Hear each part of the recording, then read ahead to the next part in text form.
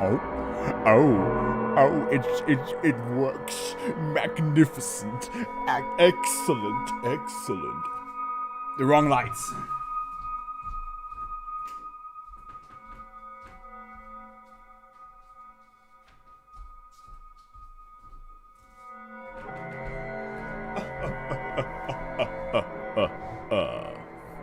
Alright. It works now. That's good, that's good.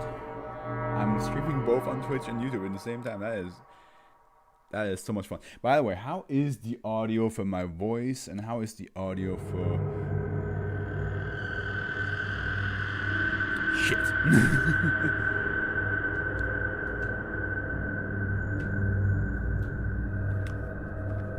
Okay. It didn't freak out on me yet. Just gotta listen to myself real quick on the Mac.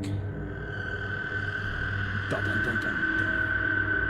Don't you dare, Windows. I don't want to listen to you. Now is not the time.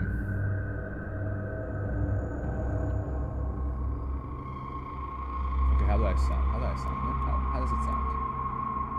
I'm sorry, this is very experimental. And okay, that's very loud. Let me reduce it to 15.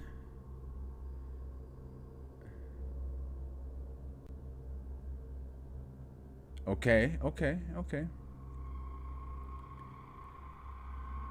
That's 20. Minus 20. No. Minus 25 maybe?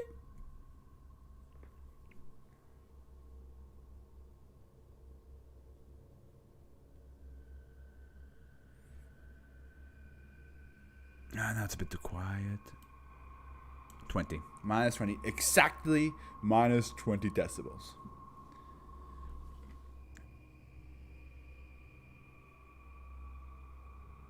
I can get a sponsorship? Why can't I get a sponsorship? That's so weird. Oh well. Alright. A bit of a nice little background audio. Also, I realized that the Twitch chat is... well, the Twitch stream is definitely faster than the YouTube one. So I have to figure out how to make that work better next time. But I need... Please, give me the Twitch chat already. Why will you deny me? You cannot deny me. I need it. There it is. Okay, let me just can I pop it up? Pop it. Pop out chat. There we go. That's exactly what I want. Now that's exactly. Again, I do apologize for all these weirdness. But once we have it sorted out, it's going to get the show. We get a show on the road. I promise. Pop out chat as well. All right. Although no, I don't want to pop out the chat for the youth one. I'm good. Bum. Ba-la-la-la-la-la. Ba-la-la-la. There we go. Okay. I just now realized I did not prepare the stuff behind the scenes. I'll get to that. But first, welcome to Fluffy Sexy Bitches. And sorry again, how many minutes I just waste? 4 minutes. I do apologize for that. So, I have decided I want to... Not only am I going to, like... Just in general, put like a lot of different materials onto YouTube. Like, the SCP reading on YouTube is now guaranteed to happen. If the days, like Saturday and Sunday, is guaranteed to happen, that's a whole different topic. But it is guaranteed to happen that I will read SCPs on the weekend. If I'm free. So you will get, of course, a... how many hours was that now? From 12 to... 9 hours. Head start, more notification that I'm going to do it on the day. And on Saturdays, if I can do Sundays, I will tell you on Sunday. I will tell you on the day that I can do it on Sunday as well. I'm sorry, it's very. I'm very excited. This is a really cool idea for me. But I also want to start actually being a bit more active on Twitch. What I'm going to probably do is I'm going to do Wednesday, Thursday, Friday, I will start playing games on Twitch. It will range from either like competitive, like I mean, there's always a description down below, like chill, casual, competitive, completionist, and all that stuff. It will range from single player games to multiplayer games to Minecraft pixel arting and on and so forth. And Saturday and Sunday, just this, just a quick little stream for the weekend where it's just this. Okay. And for all you Twitch people out there that are watching this later on, I've done this on YouTube a couple times now, where I live streamed me reading 10 SCPs in order, because a year ago I really started to get into it and I wanted to make it more official. I only read like the first 100 or like the first 200 by then, and then I wanted to actually start reading all of them. And YouTube is a good way to like just make that more of a motivation. But yeah, that's basically the plan. So YouTube, for you guys, is not gonna be any different. Twitch, this is gonna be our weekend thing, our weekend hangout. And yeah, I think without further ado, let me just also I hope the music is fine. I wanted to add, because SCP, even though SCP is not specifically horror based, some of it is, so I just wanted to add a bit of like a dark ambience, as this title says right here, to the mix. And I'm gonna close. I hope there was not a reverb on Twitch because of because I had shit. Was there? There probably was, wasn't it? There probably was a. I'm so sorry. I'm so sorry. Let me just. Won't happen again. Won't happen again. Accidentally on Twitch left on my other computer the stream going on in the background, and I didn't notice because I didn't have my headphones in, so I didn't hear myself. Yada. You know the drill. Okay. So as I said, I didn't actually prepare the window capture. So let me just do that. There we go. Oh, I still have the text from last time. Let me just get rid of all the text here. We don't need that right now, but we do need it later on. So, all right, done. And while I'm at it, I don't know, should I? Which stream do I fucking promote and share around? I actually did not think about this at all. In the future, I should probably also share the streams ahead of time, not on the actual streaming moment. Because this, yeah. Oh, is this correct? Yes, it is. Oh, man. I had a busy day. Now that I think about it, I should probably text him real quick. And say, I hope you arrived home. I hope you arrived home without a hitch. What's fun today? Okay. Here we go. I hope you guys are excited.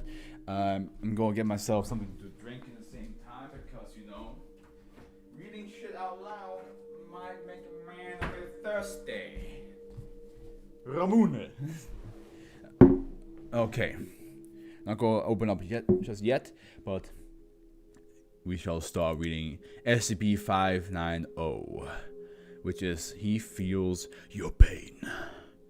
That's reassuring. And there's already... Okay. Just checking on the... Oh! We're starting today with a long one. Okay. The rating's pretty good, though. Save. SCP-590 is assigned to a regular SCP living space at Sector 7. There is to be one guard on duty at all times. We've been said... By the way, I think that now that I think about it, this is kind of dumb for me. I should probably...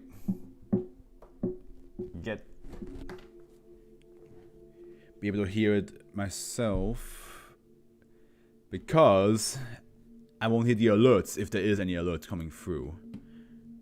So from Twitch itself. So I'm also gonna put the alert over here.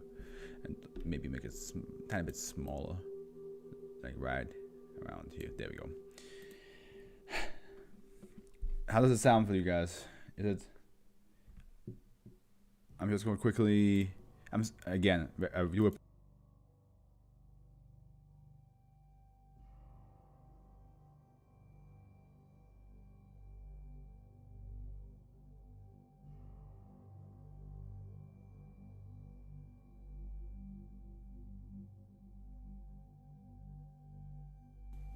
I think I'm worried about nothing. I think we're good. Let's actually get this reading started now. SCP-590 is assigned to a regular SCP living space at Sector 7. There is to be one guard on duty at all times within said space to ensure F590, that's the first time I see the number without the SCP letters before it, does not harm himself. SCP-590 is to be supplied with one television, which is to be used only in the broadcasting of children's shows. And no time is SCP-590 allowed to leave Sector 7 for any reason. Subject is to be fed only the vitamin-laced protein gruel created for SCP-590. What is with this SCP, huh? This doesn't sound good. Anyone caught attempting to feed SCP-590, anything else will be demoted. So you can't feed him, and it has a specific diet, which already, you know, an SCP with a specific diet that already is worrisome. I think every SCP that had a very specific diet in this foundation either would go nuts if they didn't get the specific food they need. Like, they would kill people, or they would, I don't know, they would just, you become the food, one or the other, you know, it happens like that all the time. Note, SCP-590 is not to be named as anything other than 590. Oh, okay. It is a tool to be used, not someone's friend, sibling, or child. Anyone found forming attachments to an SCP will be removed to a less people-intensive duty. Okay, description. SCP-590. I know it just says 590, but I always have said 590 and stuff like that, so too late to change now. Appears to be a young male, approximately 16 years of age. The only benefit he receives from his powers is apparently longevity, as he has not aged since his arrival at the Foundation. So he's immortal, but he feels your pain. We don't know why that's the case just yet, but we might find out. Although in all aspects a normal teenager, when SCP-590 touches any other human, he heals all injuries and ailments, physical and mental, they may have. As an odd side effect, SCP-590 receives the injuries upon himself being subjected to all the pain in the aftermath. That's why he feels your pain. He literally takes your pain in. And that's also the why he would probably harm himself, because who knows how many different forms of anxiety and depression and low confidence, anything that causes confidence issue, and just, yeah, your mental health going down. Who knows how much of that he inhaled, absorbed, took into his body. Okay, to elucidate. When healing a physical wound, SCP-590 does not only feels the pain of receiving the wound, but gains scars relevant to where the wound was on the subject. When healing a cancer patient, the tumors materialize at varying places on his body, usually along his arms and legs. Any mental healing performed is transferred directly, resulting in SCP-590 gaining whatever mental aberration he was healing. Those wounds he receives from using his powers accumulate. Does it also mean, does it stay? That I assume he cannot heal himself. You know? We know somebody else, Josuke.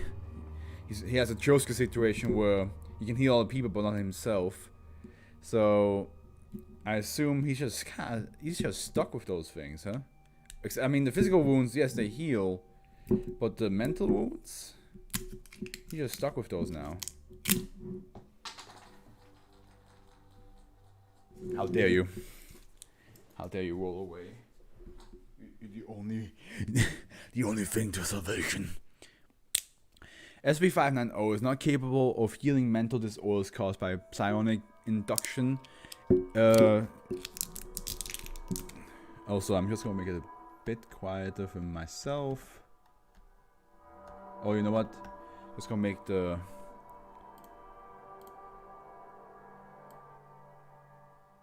like that, and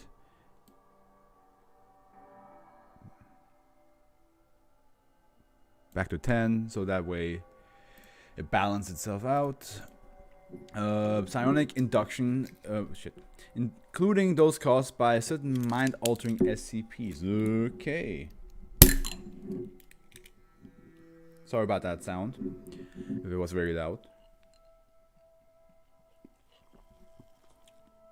In blank, SCP-590 was bedridden, unable to leave his room due to accumulated injuries. In blank, SCP-590 was put on life support, unable to even breathe on his own. Shortly after, he was given 1 dose of SCP-500, which brought him back to full health. That was... Yes, the pills. The pills that... The red pills that heal you, right?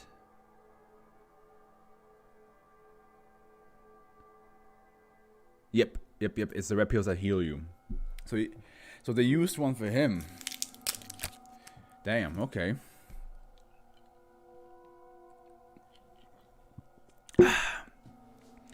At the instigation of Dr. Bright, SCP-590 was immediately induced to heal several cases of mental retardation. Due to his action, SCP-590 is permanently at the mental level of a 3-year-old child and is extremely tractable.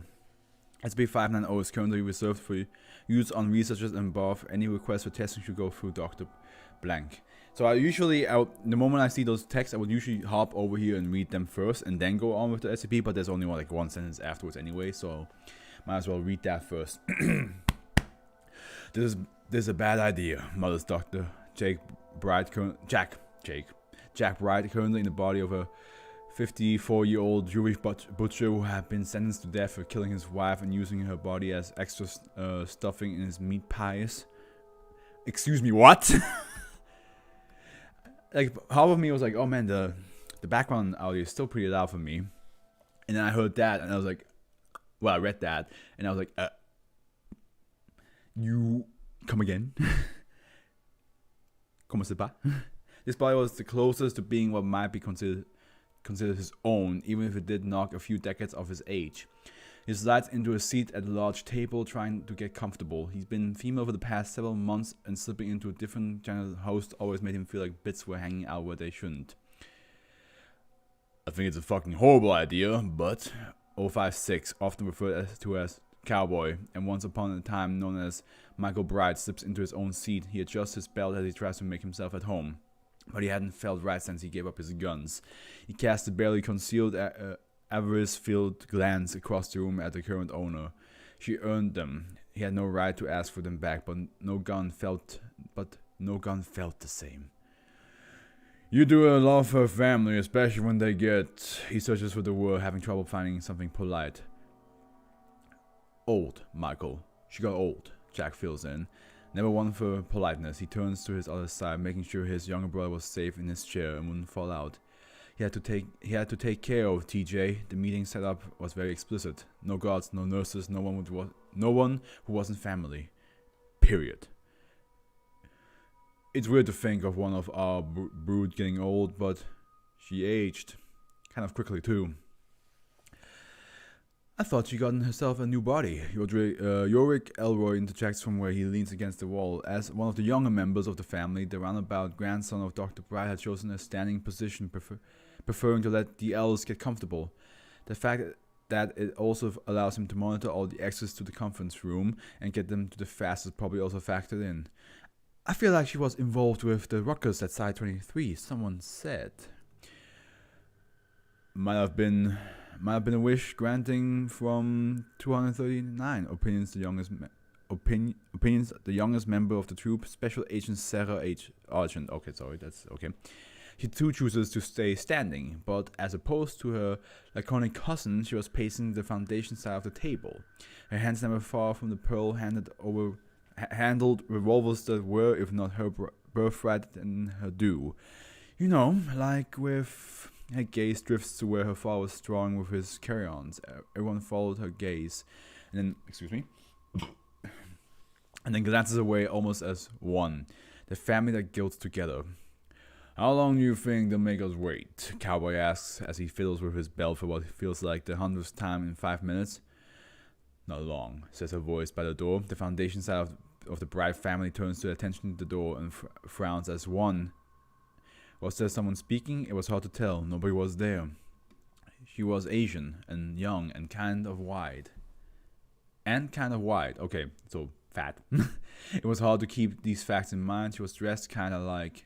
And she was about... The only one of the group who could keep his eyes on her with any reliability was Jack. But then he kept his mind outside of his body, so she really doesn't work on him.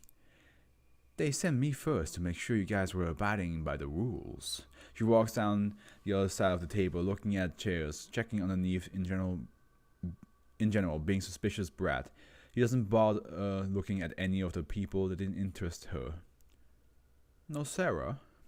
Bright snorts as his family continues trying to find the source of the voice. He just stares at her, his chin propped on one fist, his eyes watering. Looks like someone's gone up in the world, my dear. He offers a brief smile to his great-grandniece, secure in the knowledge he was the only one who recognizes her. And no Sarah. We wouldn't have been able to bring TJ. No, it's okay. Keep coloring. He strokes his younger brother's hair to calm the boy, who looks up when he recognizes his own name. If Michael hadn't gone out on a limb with a new experimental treatment, Sarah would have just been over the top. Besides, it's not like she would have noticed. That girl notices more than you might think, says the mature woman who follows her daughter into the room. Claire, there's so many voices, so many characters. I can't keep track of all the voices I'm giving them. Claire Luminoy, the second, or junior to friends and enemies alike, was almost as bland as her daughter, but it's more of a practiced blandness born out of a need to not stand out, to not be caught. She was thin, and her hair was almost completely white. She has a glare for everyone at the table except for one. Her face softens when she sees TJ, and she visibly has to stop herself from walking around to that side of the table to touch him. A brilliant arc of electricity leaps from her fingers to ground in the chair as she pulls it out. She offers a wry grin as explanation. Too much static. Now, auntie, don't go try to scare the poor jailers. You know how blood doesn't run easily. The next man through the door wears heavy shade. Okay, I give him a different voice. Now, auntie, don't go trying to scare the poor jailers. You know how blood doesn't run easily. The next man through the door wears heavy shades to hide his eyes and walks with a red-tipped cane. He left the dog at home because he knew it would have tried to bite someone. David Blindman, often called the legitimate son, on the butchering of the pronunciation, or the legal heir, was there to speak for notification for the unnumbered brood, the many children sired by 056 in his younger, wilder days. Some of the brood claimed descent from other of the bride's family, but they were all lumped together under one banner for better or worse. David nods to his father and easily settles into a chair. Father, I'd say it's good to see you, but you made sure that's not true. David, Six rumbles. He shifts uncomfortably in his chair, hands once more on his belt. We've had this argument. I wanted to save you. He glances down the table at his youngest brother, from everything. You always had a funny way of protecting people, son. Oh wait, that's another. Oh my god, that's another person. Oh my god.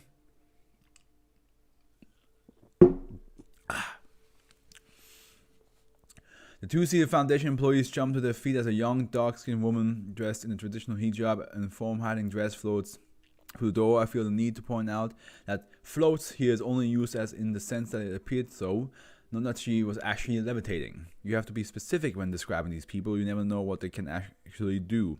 She smiles at the men behind the table and gives each of them a big hug, and then does the same for TJ. He just seems annoyed that she was keeping him from coloring. Hello, boys. It's good to see you, she says, still grinning as she makes her way over to her side of the table. Once called Evelyn and sometimes called Tu, since her defection and rejuvenation, she tended to go by the name Echidna. Or when she was feeling romantic, Mother of Monsters. It was a title she came by both naturally and artificially. She slips into a seat with the grace of a queen, her voluminous dress bulging oddly in places before she smooths them out. Your father couldn't make it. She addresses the question to Michael, but it's Jack who answers. Dad's retired. He made it. Wait, Jack Bright, right? Sorry. Dad's retired. He made it quite clear he didn't want to get involved with any of this, even if it was for family business. The lady who creates creature for a living arches on an eyebrow at her son, but lets it pass. If her husband wanted to retire, well, good for him. At least he got out. So these are the 05, the Overwatch units, right? So, but it's probably a different rendition of them because I don't think any of the other renditions or any of the other SCP ever told them that they were all a family. Also in 001, SCP-001, one of the stories was that they all were just people that had powers, and then none of them were actually family members. But yeah. The last person to enter the room was the only one who was trusted by all of them. A tall, thin, ginger fellow dressed in purple Arabian-style robes. He was known by many names: Dr. Joseph Tamlin, Joseph bin Tamlin, Joshua bin Joseph, Time, that asshole, 0513, the Wibbly and the Wobbly, oh fuck, why is he here, the Wall Breaker, and dozens, if not hundreds more, spread across thousands of years of human history. Many people theorize that Tamlin is not his name, but a title passed on in secret. These people are wrong. Probably. Possibly. In most timelines, it gets weird, you see? Who's talking? Time is happening all at once, together. Don't bother. They won't understand. Tamlin comes to the room at large. Oh. So, Tamlin's breaking the fourth wall. Both sides of the table exchange a glance, but don't say anything. They will all use his random outbursts. He was pushing an old TV on a stand set up like people of a certain age will remember from grade school, with the VCR on a shelf below TV. He glances over the assembled personage, mentally checking people off on his list, and nodded to himself. Good. We're all here. We can begin. Yorick does his own mental count and then raises a hand. Pardon me, but I don't think he's cut off by Tamlin. Yes, Claire is not present, despite having been the one who called the meeting. I can't keep up with all the voices I just gave, so I'm just going to try to memorize the ones I did give, like some of them. The reason why is here. Gesturing with her videotape, Claire gave this to me in 1981 to be played on the occasion of her death. A collective gasp from both sides, which, according to her notes, happened. He pauses, his eyes on the far wall, as if drawn by some dread magnet. All eyes and faces in David's case turn towards the wall and the clock upon it. The hands tick towards until the point at the 12 and the 5. Just then, David, Claire, the second, Jack, and Sarah all lowered their heads for a moment in solemn respect. Nobody would lower her head for her grandmother, but since no one would have seen, she doesn't bother. Yorick keeps his eyes on Tamlin while teacher just continues coloring. Evelyn buries her face in her hands and sobs at the thought of outliving her child. Michael just grumbles like he always does. Goddamn precogs and her with her flair for dramatic, waiting until we all work out to die. Ow! What the hell was that? He rubs the back of his head, glaring around the room, but nobody had hit him, so he quickly forgets about it. Anyway, Tamlin continues, this is her last request. Any objections to me playing it? No? Good. He carefully inserts the tape in the VCR and hits play. He makes his way over to the light switch to allow better viewing, then pauses, looking at how tense the other occupants of the room have become. Yes, let's leave the lights on, shall we? Don't want anybody getting ideas. Although he was almost definitely looking at nobody when he said it, she just shrugs and tries to look innocent. The tape starts. What has this to do with 059? Wait, 590. The tape starts with a view of a young African woman, her hair done up in a long braided braids, dressed in a simple yellow dress. She sits staring at the camera, her hands clasped in front of her. Because this is supposed to be that he has a permanent mental. Is TJ 590? Is that because I feel as the moment that they said there was this guy that the son TJ is just coloring, I assume.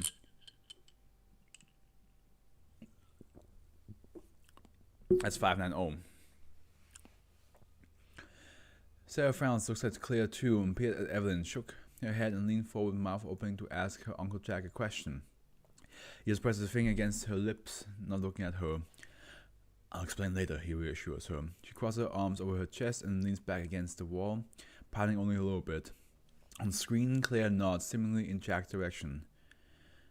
Yes, that would be best. Thank you. Hello, everyone, she says with a bright smile, her gaze seeming to rove those assembled.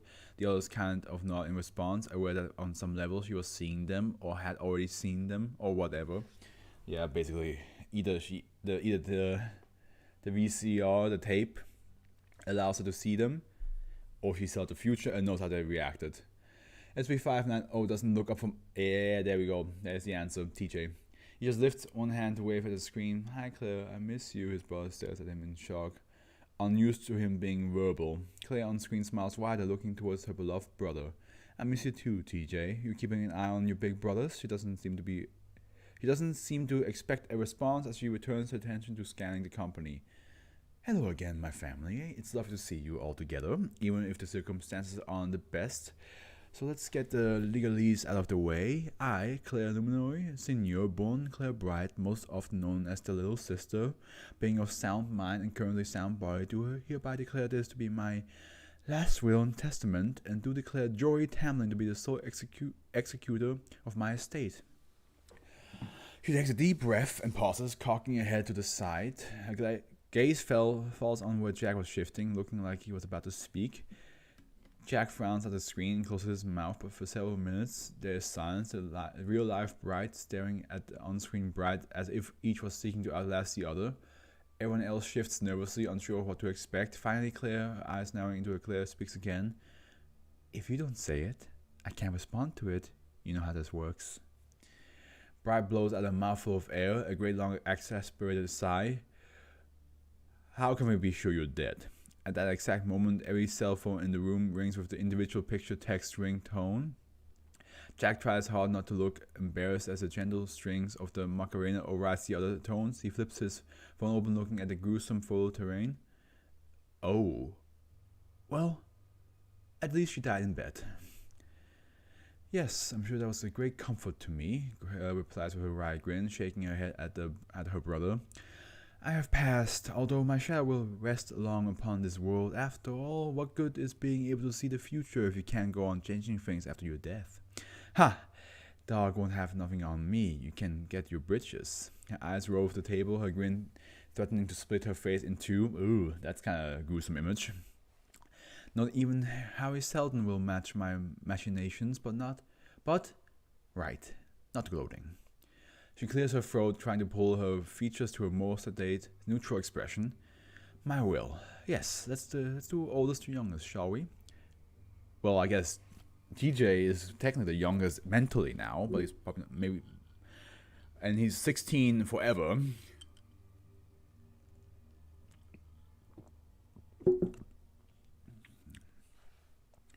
A gaze turns to her still weeping mother. Mom. Evelyn, head lifted, staring at her daughter, her eyes red from crying. I have so much to thank you for. You gave me life. You got me out before certain people. Her eyes drift towards her older brothers. Could make my life a living hell. And you gave me a new body when the old one failed, absently patting her braids. So, I have decided the only way to reward you is with life. Joey? Dr. Tamlin reaches into a bag beside his chair, which he didn't walk in with. Very carefully pulls out a small box smaller than a bread box, bigger than a ring box, and walks around the table to set it in front of Evelyn Bright. She reaches out slowly, hesitantly, and flips up the lid. Her face is a mask of wonder as she stares within, multicolored lights reflecting on her face. She carefully turns the box so the rest of the family can see it, and is rewarded with gasps of delight. Inside the little box is an egg, no bigger than a chicken egg, but the shell is covered in a slowly shifting array of colors. It glows from the inside, a warm, healthy glow. Evelyn closes the box with some reluctance and draws it back to her, her hands clasped above it.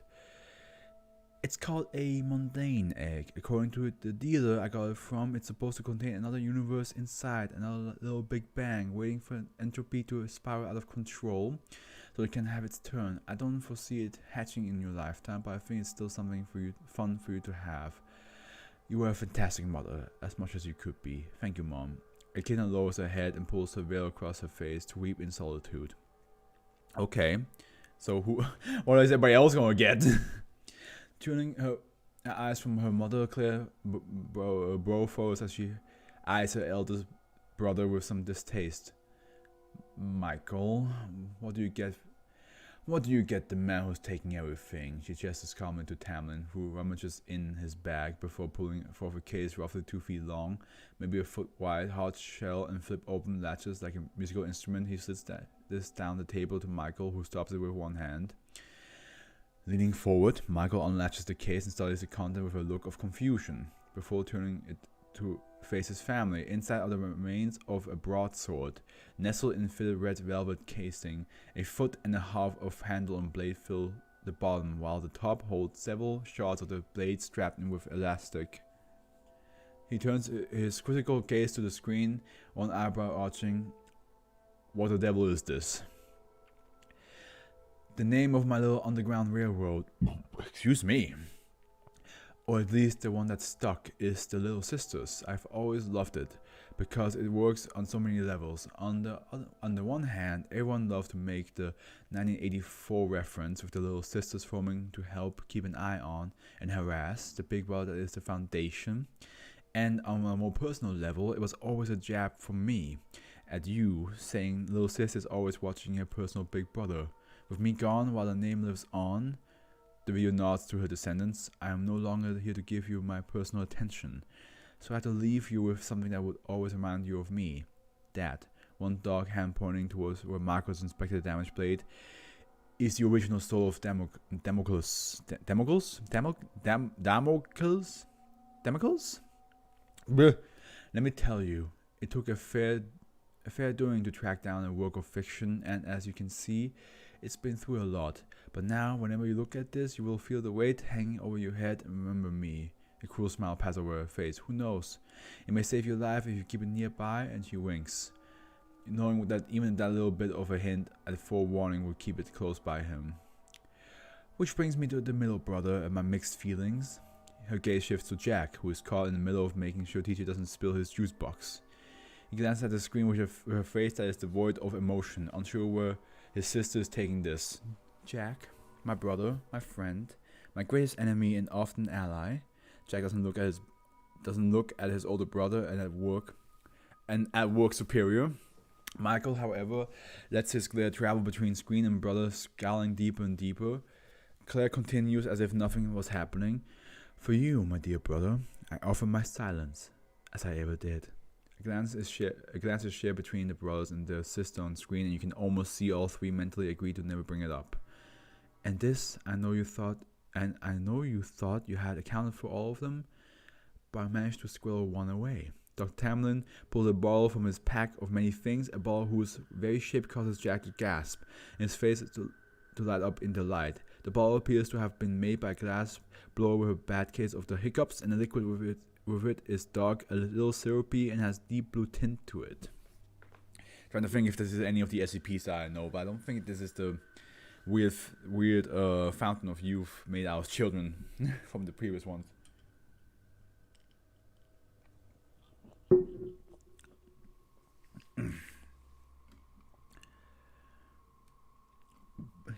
Yorick makes an interrogative noise as Jack reaches out and pulls the bottle to him. Cradling it as if it was a fragile porcelain doll or a baby. When the noise does nothing, he clears his throat. When that fails to elicit a response, he rolls his eye and speaks. Yo, Gramps, what's in the bottle? Jack's head jerks up a little guiltily and he looks around the table. Oh wait, yo, Gramps, what's in the bottle? That's what, yeah, Yorick is the fucking, hey! Oh yes, this is a bottle of the first whiskey I ever made back in my first life. I've got 2 bottles put aside for a special occasion, but a third, he carefully pulls the stopper just enough for half of an inch of cork to clear the rim, and even with that much exposed, the smell of fermented apples quickly fills the room. He laughs and grins at the screen. It just gets better with age. Thank you, Claire. I'll drink to your memory. I wouldn't expect you to do anything else, which brings me to my favorite. No, TJ is sitting upright in his chair, his eyes on the screen, paying attention for the first time, his eyes unusually aware and intelligent. Ah, TJ, Claire clears her throat. I have something very special for you. No, TJ repeats, his voice strong and his gaze focused on her face. Move on, sister. Okay. There's a threat in his voice that shocks those who have only known him as the most brain-dead SCP-590. Even his closest relative, his darling brother Jack, seems to be at loss for words at his reaction. It's okay, James. I knew she'd try. Wait.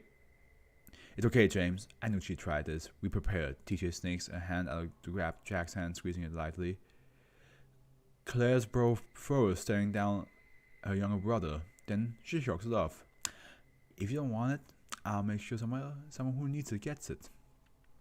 TJ nods once and his face goes vacant, back to the senseless smile that normally accompanies him. He pulls his hand from his brother as he once again focused on his drawings without a care in the world. Man, this is weird. This is bizarre. My dear daughter, you knew this was coming. We already discussed most of it. Claire looks and sounds slightly disgruntled. Her exchange with her brother clearly weighing on her. Junior glances up, dapping at her eyes. To you I leave everything. The safe houses, the deeds, the boons we are owed. All this and more is now in your name. The runner will listen when you call, and the deep beneath has pledged itself to your service. All of the rest of it's in the case. Jordan Tamlin pulls a thick, hefty leather briefcase from his bag and forces it down at the table. He struggles a little bit. It's clearly heavy. I'll look at this later. Thank you, Mom. Claire II smiles for a moment, placing her hand on the hefty luggage. A glance at her elder relatives is all it takes to make it clear that any of them who try to peek inside will get quite a shock. Shock! I'm sorry, okay. The dog gaze turns towards David, who stares back blindly. Oh yeah, no, so David was the... Yeah, oh my god, there were so many characters. David, while we've never been what you might call close, you are the only member of the family who understands what it's like to see more than others. That's ironic. To always be that one step ahead. His head inclines gently towards the screen as if to indicate she had a point, but we've never seen eye to eye. No offense intended. About the problem of the unnumbered brood. David steers, sitting up a little straighter. We just want recognition, to be part of the family. You are part of the family. Dash it all, Michael interjects, slamming his hand against the table. You have always been my son. I will always be there for you. And the others, Dad? David leaps to his feet, staring down at his father. All you other children, all the bastards of the bright blood who have been left out in the cold, will you be there for them? Will you protect them the way you try to protect me? He whips off his sunglasses, revealing the gaping craters where his eyes should be. Will you neuter them when they begin to show up as anomalous? My brother, screaming. Heebie-jeebies, would you tear out his vocal cords so the foundation wouldn't come for him? Doesn't always work, removing the source of the power, does it? What about poor Tessie Shakes? Gonna cut her spine, keep her from moving so she can't make things fall? Her dad? Gonna find some way to control all my brothers and sisters, and if they can't pass for normal, lock them in some cell like? His finger darts out, pointing at TJ, who's looking back at him, those young eyes dark, a grim frown on his youthful, freckled features. Will you? David Rance falters as 590 does not cease his staring. Even a blind man can feel the weight of that gaze on him. David, Michael begins, but he too falls silent when the hefty gaze of his younger brother turns to him. The three are silent, two of them unsure of what's going on, the third sure, but unwilling to speak on it. That will be enough from both of you. Claire's voice cracks like a whip in a quiet room. You both have your differences, and they will not be worked out here. Thank you very much. He glares back and forth between them, cowing them into respectability, even from beyond the grave. Now, as I was saying, we do not see eye to eye as many things, David. She winces at the unintentional reference, but continues. But I do agree with what you are doing. Therefore, I have deeded you the safe house in New Orleans to act as a home base of sorts for you and yours. Along with that is a list of several of the brood you may have missed. Eyes turned from him to her mother, because none of us have ever been the least bit careful with our DNA. Dr. Tamlin carefully walks over to the blind man and hands him a small folder of papers. Everything you need isn't in here, he says, before returning to his place at the head. Everything you need isn't here, he says, before returning to his place at the head of the table. Yorick Elroy. Your voice cracks like a whip, causing the named individual to jump, stalled from where he's trying to peer nonchalantly at David's documents. I know you always follow me as the aunt you never wanted, in a family you wish you didn't know, but I foresee I will always have a soft spot for you due to our time together in Tibet. She smiles at the young man while most of the other family members do a slow turn and stare. When did you? Jack begins before being interrupted. It was something I was doing for the insurgency back when, Clef's special task force. Yorick lies rather easily, but then that is a common survival trait amongst these relations. I'm not allowed to talk about it. Heads not in response to that information. They all have things they cannot talk about. It's the Foundation after all.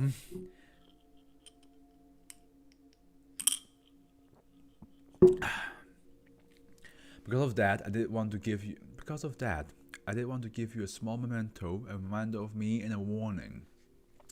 She gestures to her lackey, Tamlin, who takes the opportunity to hand Yorick a small black stone. It has no special properties, it's just a chip of a certain gravestone. I'm sure you remember the one.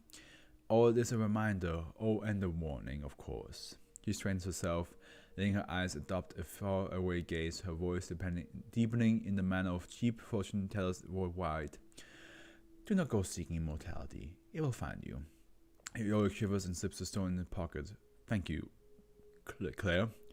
You're welcome, boy. Which, of course, leads us to the youngest member of the family.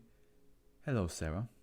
We'll never meet. My name is Claire, as I assume you figured out. So I guess, Sarah is probably like a younger, again, because SCP-590 is mentally 3 years old, but he's 16 and since he's technically immortal, I think he just is immortal, right? Yeah. This SCP took a while, taking way longer than I expected. Class must beat difficultly at the young Miss Argent. Considering I only found out about my relation to this group a couple of weeks ago. Wait. That's Sarah, yeah. Considering I only found out about my relation to this group a couple of weeks ago. Yeah. Never met. Hey, nice to know you. Sorry you're dead. Sarah replies flippantly, brushing a long red lock of curly hair out of her face. I don't actually have much for you, just this. Claire nods for Tammy to go ahead. He reaches in the bag and pulls out a leather belt, a beautifully crafted and tooled thing with dozens of tiny scenes of fantastical creatures carved into its length. Attached to the belt are 2 holsters, both clearly made with the same level of care. Because she has the guns now. Tayo snags the belt and frowns, without thinking she pulls one of the 6 shooters out, triggering the other side of the table to move back and shake out the sleeves, and she slips it into the empty holster in front of her. Huh. A perfect fit. Yes, of course. Of course it is. The belt was my father's. Claire continues as everyone settles. I find it only fitting that you should have it. She turns her gaze from the youngest to Michael. And no, Mikey, I won't tell you how I got it. If you feel she deserves the guns, then I can do no less than give her the belt. Oh, and a name. Glancing back to Sarah, Claire smirks. You need to look up Alberto Giovanni. In some circles he's known as the gunsmith. The last person doled out. Claire once again turns her attention to the room at large. My family, my loved ones, I'm going to miss everyone, every last one of you, and I know you all miss me. And the last thing I have to say is a warning. Something's coming, something that will require both containers and contained to handle. If you don't figure out a way to, and the screen fills with static. I'm afraid it ends here, Damon says with a sigh as he leans forward and presses the stop button. Either she never finished it, or her age has wiped the tape, but that's all she wrote. Or record anyways. He stands up as clear dismissal. And anything else you may have left, I will be handling personally in the end. He clears his throat, looking around the room, making eye contact with each and every one of the descendants or ancestors, depending on which way you look at it. Yes, including David, although Lord knows how he manages that. In the end, she wanted this meeting to not simply to hand out trinkets, but to get all of you together. To remind you that you are family. Again, to look at each of them, although at this point many avoid his gaze, and sometimes family is more important. He sighs, knowing he didn't reach any of them. Fine. Do what you will. Go. Remember, the truth holds until the last has left. The first to leave is Evelyn. She gathers her robes about her, walking with a gait that makes it seem as if she had too many legs. She squeezes Michael on the shoulder and touches Jack on the head before ending with a hug for TJ. She shakes hands with both Yorick and Sarah, muttering a brief welcome to the family to the latter. She leaves with the dignity of a queen, already beginning to mask her pain. Michael and David stand up at the same time. They both open their mouths to speak, then glance at the black screen and think better of it. They leave via separate doors, both deep in thought. Yorick moves to help his grandfather with 590, and his assistance is welcome. Together, the two of them manage to lead the young-looking man away as he cries for his crayons. He wasn't done drawing. Claire the second slips out during the commotion, unnoticed. Sarah throws the belt and holsters over her shoulder as she leans over the study teacher's drawing. Simple stuff, a child's drawing. It looks like he was making portraits of everyone at the table. She frowns, staring at the portraits and looking up, thinking hard. One too many, she mutters to herself before nodding to Dr. Tamlin, gathering the drawings together and leaving the room. Tamlin is asked to leave, making sure that no one has left anything behind, pushing the chairs in and so on. He pauses in front of the TV and pushes the play again, watching the sag on the screen. He speaks aloud to the empty room. This room will cease to be in the next 30 minutes and it was only ever temporary. He pulls a single blue rose from his sleeves and lays it on the VCR in memory of someone who almost understood him, then leaves. Nobody's in the room now, all by herself. Her eyes stay focused on the screen, her thoughts rolling. She is somehow not surprised with the static when the static goes away, replaced one more by the dead woman. Hello, Claire. I left you for last because you need so little from me. Remember to go to the side of the Sacred Fallen on the 13th, as we discussed, and please don't forget to get the wine to the temple before the dark of the moon. I wrote the rest of my instructions down, and there's a few simple props in the back. Everything is set into motion. Remember what I taught you, and follow my words. She smiles, raising her hand in benediction, and is finally gone for good.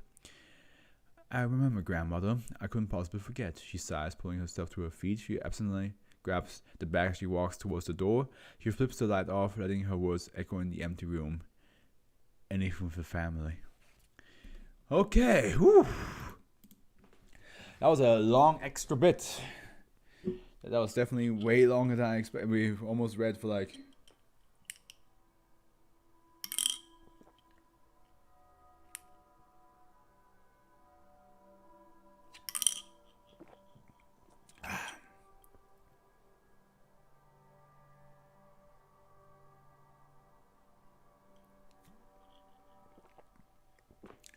Done. We read for like at least 45 minutes there. Alright, well, that was interesting. I'm going to put the name down. He feels your pain. And it's put on, let's just keep it invisible for now. Next one is called Dr. Wondertainment Pretender. Oh boy. Wondertainment. You have done some shenanigans in the SCP Foundation, and now you're back once again. Euclid. Pretty decent rating as well. Instances of SCP-591 are to be kept in a separate storage containment vault at least 500 meters away from any civilian population, essential civilian infrastructure, or other Foundation-controlled containment facilities. SCP-591 are to be activated only during approved testing by Level 3 staff. Test subjects affected by SCP-591 during testing are to remain in an area until SCP-591 has been turned off. Outside of testing, SCP-591 is to remain deactivated. Any new CK-class scenarios created by SCP-591 will need to have a closed concrete dome structure built to contain it. These areas will also be designated as Sector W. Sectors W1 through W5 that exist currently are to be monitored remotely and be kept under clandestine 2 type status. Personnel or test subjects within a Sector W are to remain there and be considered as lost collateral. Any devices suspected to be an instance of SCP-591 are to be confiscated immediately. Interesting indeed.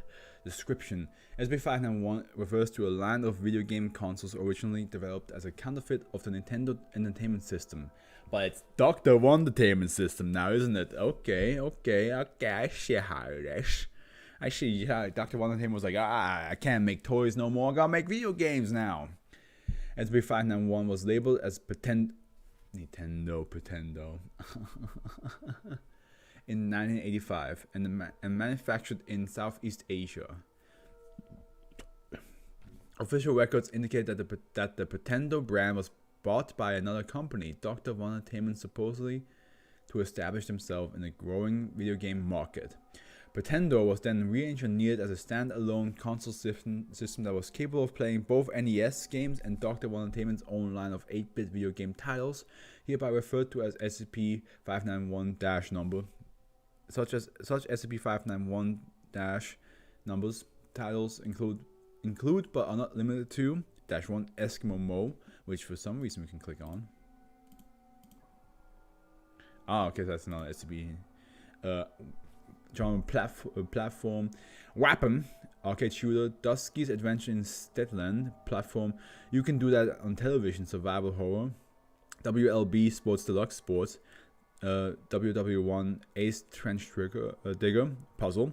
Led Zeppelin Air Races, music and racing, Super Kick Karate, fighting, Super Kick Karate 2010, fighting, Final Kick Karate Ultimate Greatness, pinball. The Legend of Sword Master. There's a footnote here. Includes sword controller. Pretty nifty. Reading Rainbow Sit and Listen educational. Whenever SCP-591 any of them is inserted into SCP-591 and activated, it creates a minimized and isolated CK class reality restructuring scenario that resembles the game's intended content. Individuals inside these affected areas will usually assume the role of the game's main character and protagonist. This effect does not apply when a normal NES cartridge is inserted into SCP-591. Because of the degradation and age of SCP-591's electronic and computer components, the CK class reality restructuring scenarios have an increased chance of becoming isolated CK class reality failure scenarios of varying areas of effect. Unlike the CK class scenarios which revert after SCP-591 is deactivated, the ZK class scenarios remain permanently as a fixed location. These locations have been designated as Sector W1 through Sector W5. Each ZK class scenario is different with varying and seemingly random parameters which include but are not limited to extreme graphitic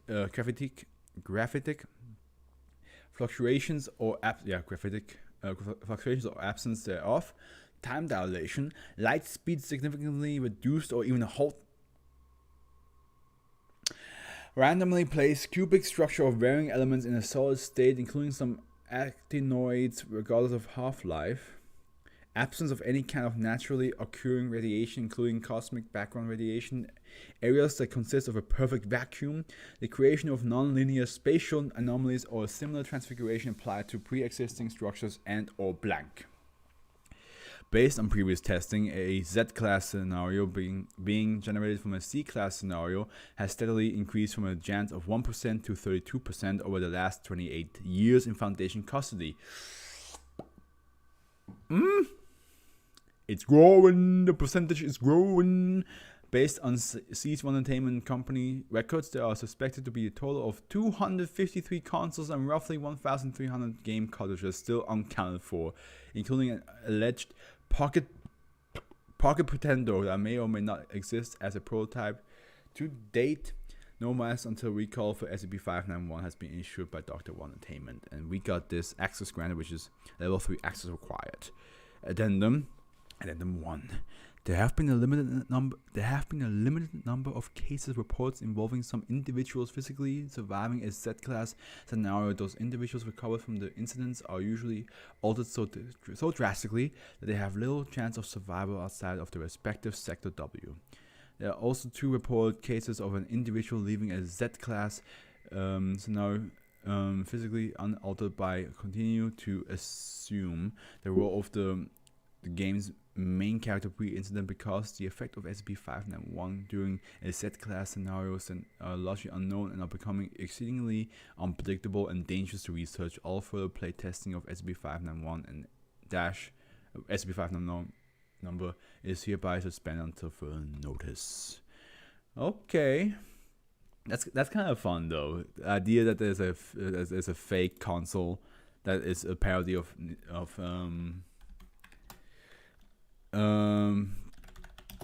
of Nintendo Entertainment System.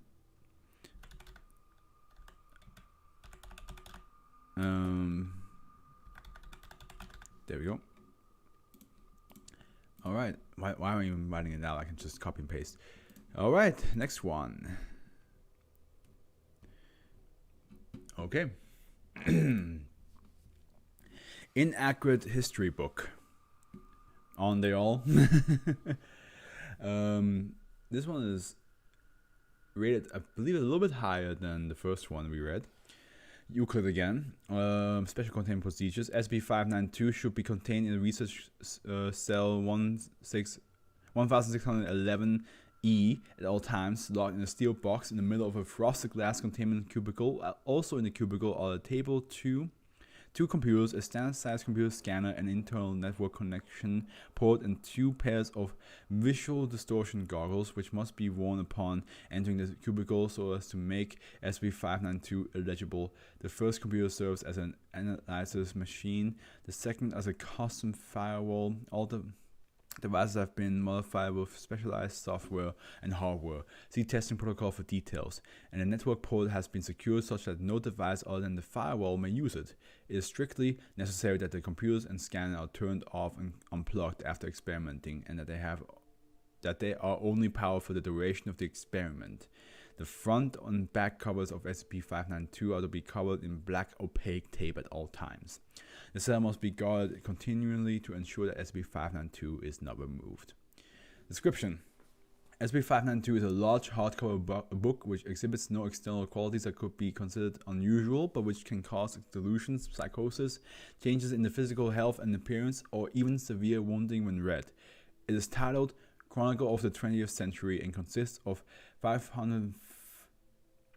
450 all-color printed pages. It is reported that it has printed cover, no dust jacket, with the title of the book, the publisher, and a selection of illustrations from within the text. The original cover is deep blue. The spine contains the title and publisher name and is left uncovered by tape. The cover page informs the reader that it was published by Interworld Press 54 blank State, Chicago, Illinois. I'm not sure what that means. I never know these things from them. These things right here, you know. Never really bothered to learn which one is which. In 1996, a company named Interworld Press has never been registered in the U.S., nor does the street listed exist. The text is a collection of newspaper clipping and short articles on major events from January 1900 to December 1995. Which of the first half of the text agrees with recorded events, but at some point no later than 15 June 1956, a date researchers have termed the point of divergence, POD. The text begins to diverge from known history. These divergences become more common and acute the further away from the POD the text is. Subject reading from the text before the POD report no ill effects on general comment that the text is well written and seems very accurately researched. Subject reading from the book after the POD understand the passage read as accepted truth and vehemently deny any suggestions that the text is in fact incorrect. The claims subject make are often disturbing or shocking in nature. It also appears that the subject that has read passages from a certain year can recount events that are detailed in the later section of the book. Ooh, it alters history in your mind. Damn. Okay. It has been found that those born before the date which the test passage indicates and lived in or nearby the location of the event described may construct personal experiences built around the event and describe them as they would any other vivid memory. The subject will go to great measures to defend the reality of the story, often returning violent if under interrogation. It's always turning violent once they are influenced by an SCP. If the SCP makes you believe something or if you want to be near it, the subject always ends up being violent as fuck. None of them are ever chill about it. Exposure to SCP-592 may alter physical characteristics of the subject to conform with the event of the passage being read. This can vary from small changes in appearance or clothing to the infliction of severe wounds. For example, in one instance, a subject, D94920, produced a scar during an interview, stating that he picked it up during the data expunged. His widow, when presented with the scar located on his blank, was surprised, stating that she had not noticed the scar before. Yeah, because the scar should not be there. It's not real. But that's crazy. So not only does it all the history in your mind and your memory about a certain situation, your body will show signs that whatever the book says happened actually happened to you. So let's just say the book says there was a World War III in 1980s, then anybody born in the 1950s who had to go join the war would actually have like full-on recollection and maybe even war wounds from this fake World War. It has been found that once the subject discovers that the world is inconsistent with the acquired memories, they begin to feel that the present reality is an illusion. Oh shit. That's not good. That is not good. A dream or a deceit, often stating relevant or government forces are at work in maintaining the illusion. Subjects who reach this stage enter into a profound and chronic psychosis. All attempts to treat this delusion have failed. The exact effects vary. Before POD, no ill short or long-term effects. 2 months after POD, short-term confusion, no ill long-term effects. 2 years after POD, short-term confusion, long-term minor mental illnesses, development of tics, nightmares, and minor paranoia episodes and panic attacks. 10 years, short confusion, violent episodes, long, deeply ingrained delusion form leading to debilitating paranoia, psychosis, and schizophrenia type disorders. 10 years after or earlier if subject performs a personal experience. Short, confusion, violent episodes, long, acute psychosis and delusions, crippling agnosia, becomes withdrawn, high chance of suicidal or homicidal behavior, severe risk of immediate but variable physical change in the subject. This is brutal. This is messed up. Like, this is basically, if you take this is the Mandela effect on steroids. You make a person believe so hard that this happened, that it doesn't matter what you say, even if you bring evidence that what you think happened never happened, even though your body shows signs that what you think happened actually happened, this person will then literally either kill himself or kill you. Because of this confusion inside their own head. It's messed up. SB592 was recovered during a narcotics raid in August 2006 on the property of Mr. Redacted, the leader of a controversial religious group called the Church of the True History.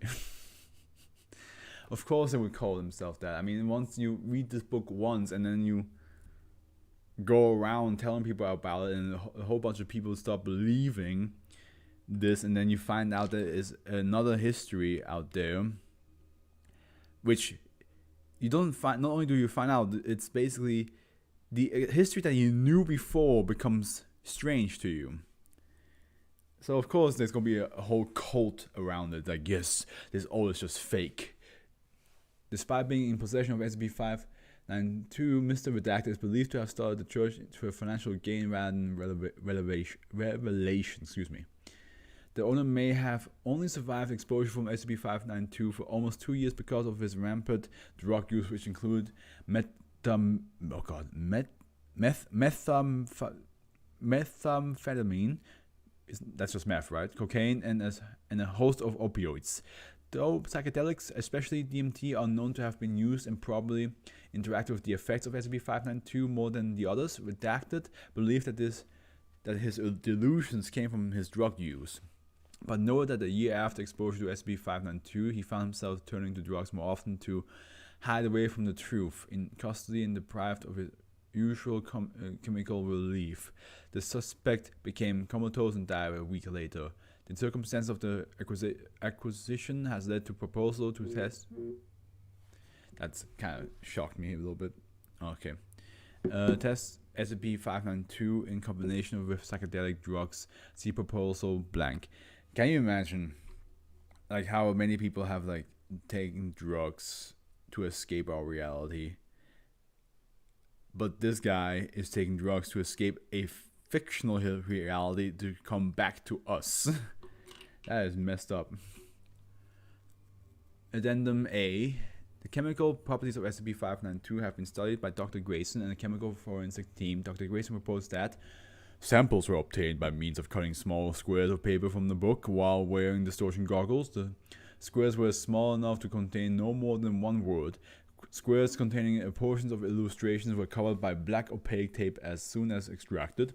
Our results indicate that the chemical properties of SCP-592 differ very little from any other color publication. The paper primarily consists of cellulose from common woods, and the black and yellow links are standard.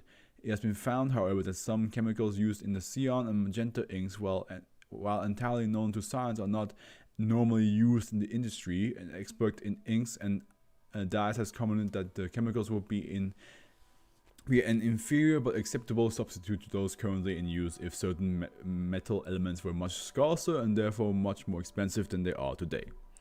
Testing protocol. SCP-592 is under no circumstances to be read by a human unless a person is a subject of an authorized test. SCP-592, I'm getting hungry. I had to like delay the stream a little bit because I was hanging out with a friend today, and I had a giant late lunch. But yeah, usually I would do this like at 9, whatever UK time is, which will be then 10 Swiss time anyway. So, but this time I had to delay it just to like give me some time to relax a little bit, you know. But now the burrito has fully digested. I'm getting hungry again. SCP-592 is only being analyzed by computer using the systems provided. The book is to be scanned on a per page basis using the scanner provided. The scanned image is then sent to the analysis machine. The scanner and any other device are modified such that it can be used while wearing the visual distortion goggles. Note: researchers must pass training course 305S, Intimate Braille, and training course 10E, use of SP imaging software, before being approved to test SCP-592. The analysis machine is modified such that it contains and supports no non-volatile permanent writable storage devices, such that it never stores a copy of the scanned image that may persist beyond the analysis phase. The image is destroyed from the system RAM as soon as possible, though standard secure memories flushing routines. The firewall is configured to study income packets for characteristics of properly processed output and destroys the packet if an insufficient amount of characteristics are discovered.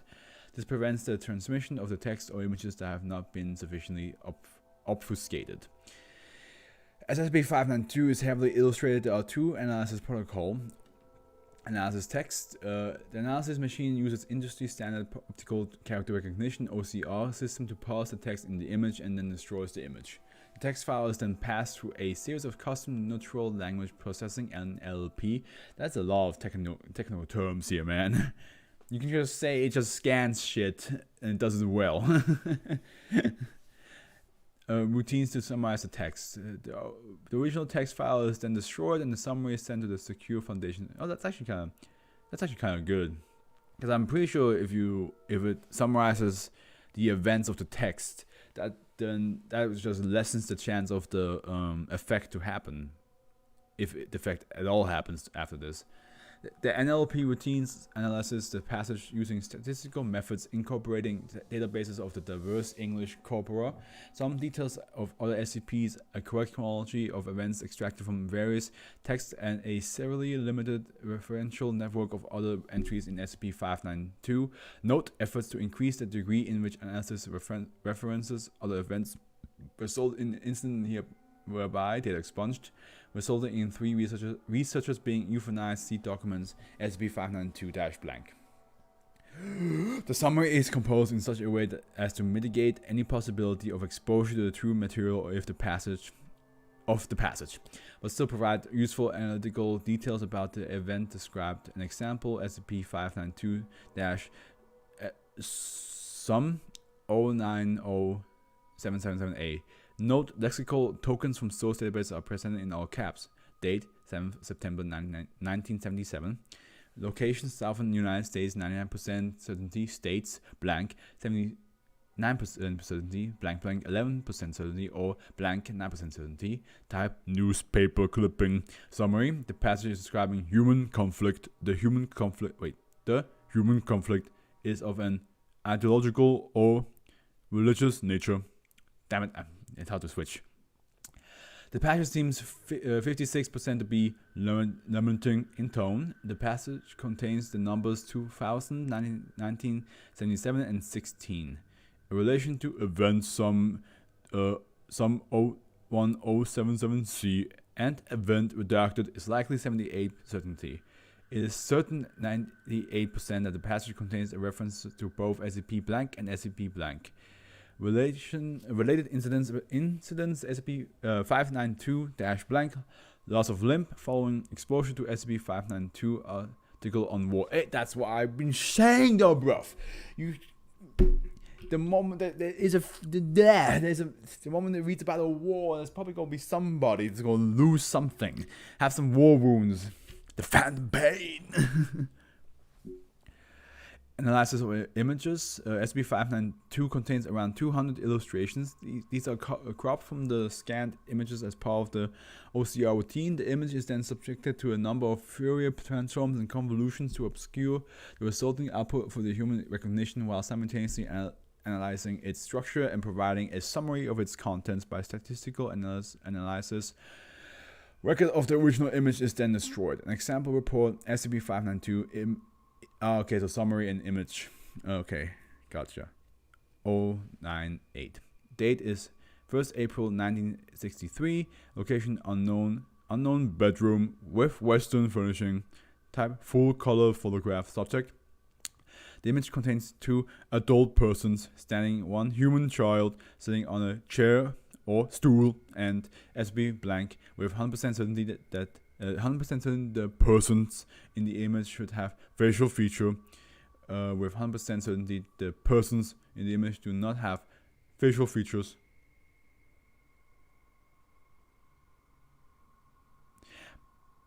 So 100% certainty on both sides. That is weird. But I like, okay, so I understand now what this is all about. It's like, it's saying how they can actually read what the book has to say. Because at the end, it's the Foundation. They're curious beings. They probably wanted to, like, just know what the fuck this book is saying about their history. And honestly, I probably would be the same. I'd be like, yeah, I can't want to see what this thing is saying, you know? It's good. I want to see what kind of bullshit it comes up with. Ooh, a mouth. Okay. Hey, that's the 3rd Euclid in a row now. Contagious innumeracy. I need to look this word up again.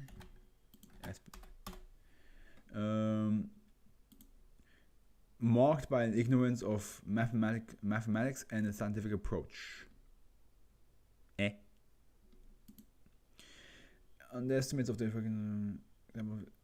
people underestimate that an unlikely event is likely given a large population sample. It gives examples in stock model. Okay, let's just read. So I'm gonna read the special containment procedures first before we look at. This is the lowest rating so far. SCP-593 is to be stored under standard biosafety level 4 precautions at all times. Use of a hazmat suit with self-contained oxygen supply is mandatory. Entry and exit to any lab containing samples of SCP-593 must include multiple showers, ultraviolet light bombardment, a vacuum room, and regularly tested electronically secured room and electronically secured airlocks. Individuals suspected of infection with SCP-593 must be isolated from the general population under BSL-4 protocols immediately and kept in a darkened environment until the maximum infectivity and incubation period have both passed, generally a period of 30 days. Medical treatment of confirmed SCP-593 victims require observation of BCL-4 protocols and the immediate incineration or immersion in acid of all materials which with which the victims have had contact, along with any biological waste produced. And here we have complex spots in the mouth of an SCP-593 patient. I mean, that mouth in general just doesn't look very taken care of. SCP-593 is a paramyxovirus of the genus Morbillivirus that exhibits a unique capacity for severe neurological damage after the onset of primary symptoms. The majority of its genome is identical to that of the measles virus, with a significant percentage of genetic material apparently derived from rinderpest virus, aka cattle plague, or step murrain. That's okay. Calm down. You want to give it the COVID virus as well? Just add that to the mix. Its contagion rate is equal to that of measles. 90% of individuals without immunity who share a household with an SCP-593 morbillivirus patient will develop the infection themselves within 30 days. Excuse me. Initial stages of infection are virtually identical to measles, beginning with a fever that may reach as high as 41 degrees Celsius. Complex spots appear on the victim's buccal and lingual mucosae early in the infection. Unlike standard measles infection, however, the spots remain visible for 2 to 3 days. Several days after the fever begins and conjunction sets in, the victim's body is quickly covered in generalized erythematous maculopapular rash that spreads from the head to the feet in less than a day.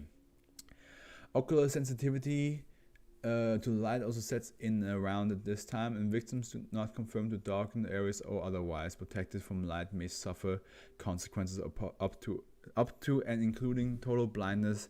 The rash generally turns from red in color to dark brown several days after eruption, at which point the neurological sequelae invariably sets in. The progression of symptoms begins with irritability and erratic behavior, which may be mistaken for natural reactions to an unpleasant infection and confinement situation. However, these words.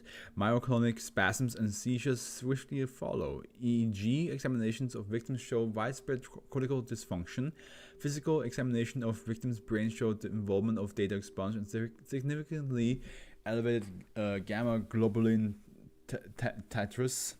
The true signature of the SCP-593 morbillivirus, however, lies in the permanent neurological effects.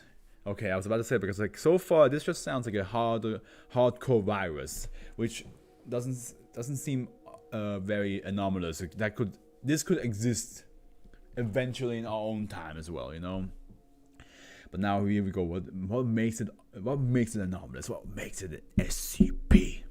SCP-593 completely destroys the portion of its victim's brain that deals with concepts of numbers and mathematics. Okay, there we go. Oh my god. Imagine giving this to a person who sucks at math to be like, I don't see a difference. and never understood math, so this, you know what? But at the same time, that would also mean that if you told them like 1 + 1 = 2, they'd be like, no, like that. I don't see it. That must be annoying.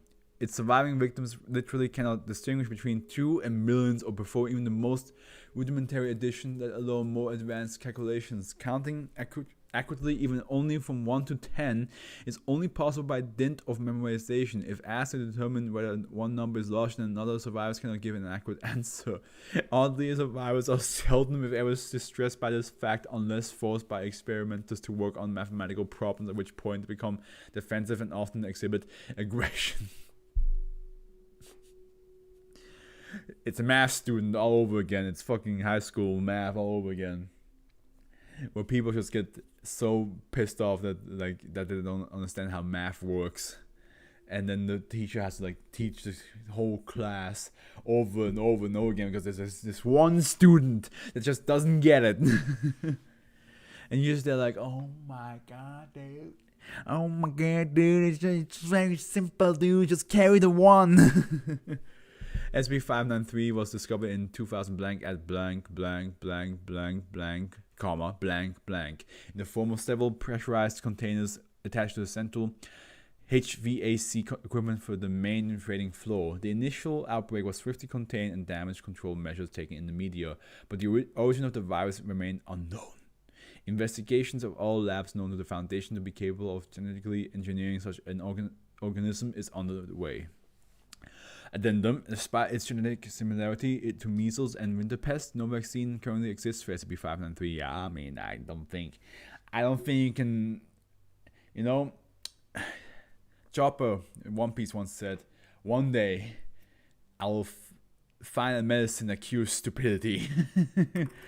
So good luck with that, because this seems like something that just causes stupidity in the math area of our brains, you know. Which, granted, a lot of things has math in it. Like even just playing a video game sometimes has math in it. Imagine playing fucking like League of Legends, Smite, Apex Legends, Overwatch, any like online game, like battle game, where it's all about strategy and knowing cooldowns and seconds and durations of things. Oh my god, and damage points. Imagine playing Apex and you headshot somebody and you're not sure if that number is good or not. Okay. Attempts to attenuate the virus strength for use as a live virus vaccine have so far proved useless.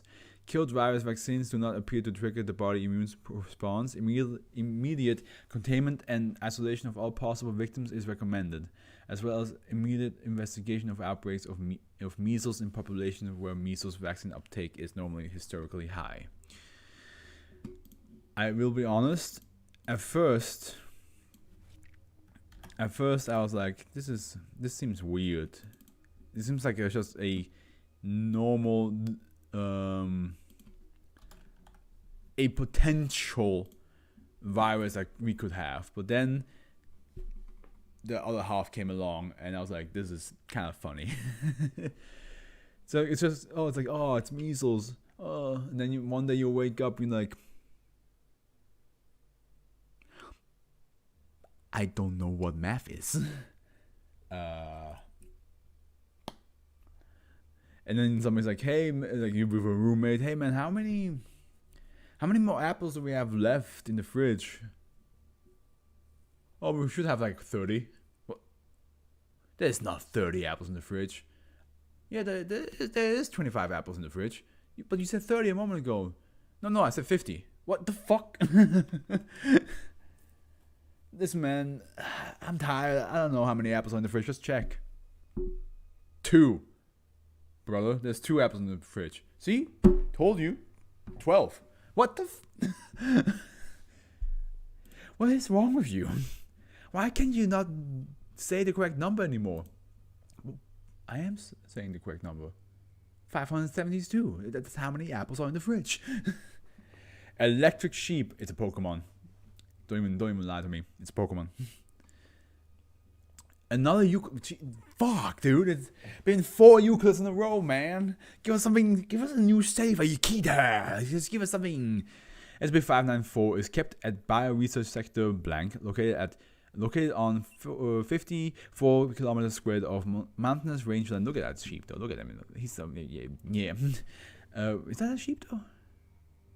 That's a sheep. That's a sheep. Well, it's a ram. Mountainous rangeland located 35 kilometers from Blank, Alaska. Officially, Sector Blank is listed as a munition factory. Can you imagine you're new to the Foundation and you're getting a tour to this sector and there's a munition and weapon. It says here munition and testing facility. Yeah, here we have munition and we test here, and sheep is also here, and you're like, is he just normal sheep? And you're like, it's the SB Foundation. What do you think? Yeah, of course it's not normal. Why would... I'm sorry I asked. I'm very sorry I asked. The perimeter fences and access gates are monitored remotely at all times, with level 2 guards posted at each gate in 8-hour shifts. All fencing enclosed paddocks have static discharges placed at 2 centimeters intervals. Main research enclosure and pens are to be cleaned on a daily basis to avoid buildup of excrement and allow for necessary repairs. Due to possible electrocution hazard, the following procedures are to be observed when interacting with SCP-594. All metallic items and electrical devices, including wristwatches and jewelry, must be removed and placed within provided plastic containers prior to donning protective gear. Prior to entering paddock, staff are advised to wear at minimum Tesla armor, heavy-duty work gloves, and ear protection goggles, and rubber-soled soled boots. Also, staff are advised to keep on hand tobacco products, specifically skull-style chewing tobacco or pipe tobacco, candies, dried fruit, or good quality alcohol as a treat for -1. Holding pens and fences are to be kept properly maintained at all times.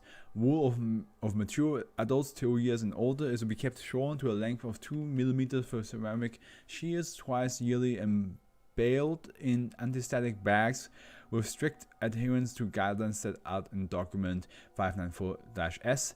Under no circumstances are shears with electrical motors to be used for shear. Of course not. You want to fucking zap yourself, man? That shear becomes a taser real quick. Exceptions are -1 and -2, who are to be rude, loose wool plucked out by hand, as per guidelines on the document 594-1-2A, and no attempts at shearing be made on either animals. No, due to the nature of SCP-594, especially -2, all personnel with contact to SCP-594 and its byproducts may be subject to full cavity search, and all personnel must submit to pat-down search metal detector scan before leaving the enclosure. Feeding of the approved formulated grain hay mix outlined in document 594-F is to be done twice daily with fresh water and mineral licks made readily available around all parts of the enclosure. Foraging and grazing outside of regular feedings are to be carefully monitored. Okay, description. This is a lot. This is a big paragraph for the first description. Discovering in the Altai Mountains during a routine fact-finding mission, SCP-594 is a flock of feral sheep of an unknown breed resembling a wild Argali sheep in general, built with a thick fleece like of a domestic merino around 135 centimeters at the shoulder and weighing 195 kilos on average. That is a hairy sheep. I'm not sure if are sheep usually heavy. I assumed they weren't. I assumed they would be around like 40 to 50 kilos, not 100. This must be anomalous. This cannot be the normal weight of a sheep. I can't believe I'm looking this up. Average weight of a sheep. Oh, apparently they can actually get pretty heavy. Is that all? Is that all wool?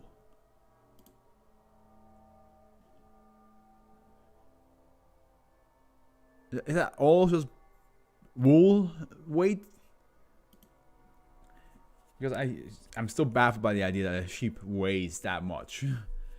Gestation and reproductive cycles are similar to most domesticated sheep, with ewes reaching sexual maturity as... Ewes is a thing? I never knew that was a word. I thought that was just a... Okay. Reaching sexual maturity at 6 to 8 months of age, and rams at 4 to 6 months. They enter a rut twice annually, typically in late spring and early autumn, but breeding can occur year-round. Most ewes give birth to a single lamb or twins, with triplets being exceedingly rare, 2% of all recorded births to date. Only documented case of triplets which survive the full maturity is the -1 and his siblings -2 and -3. General coloration ranges from pure white to dark blue-gray wool with a metallic sheen appearing once they reach full maturity, typically 2 years of age. Only 3 animals, the aforementioned triplets, display atypical wool colors. Both sexes have horns, with uncastrated males having spiraling horns measuring 190 centimeters in length. The largest documented span belongs to -2 at a length of 247.47 centimeters. 0.4 centimeters, not 0.47. Females and weathers. I'm learning a bunch of words about sheep today, apparently. Have curved horns measuring 20 centimeters. The horns, hooves, and wool of older animals have unusually high concentration of ferrous metals along with traces of gold alloys. Examination of newly butchered animals have revealed that SCP-594's skeleton also has large amounts of ferrous metal present with the bone. So the metal sheep, that's why they weigh so much. That makes a lot more sense. Of course, now we also know that sheep in general weigh apparently almost 160 kilos, but this one weighs 35 kilos more because majority of the body and probably also the wool have a metallic sheen to it, or have some sort of metal fragments into it. The sheep are highly aggressive and territorial in nature and often attack unfamiliar personnel without warning or provocation. They will continue to behave in this manner until steps are taken to properly placate -1, which is normally done by giving it treats such as tobacco or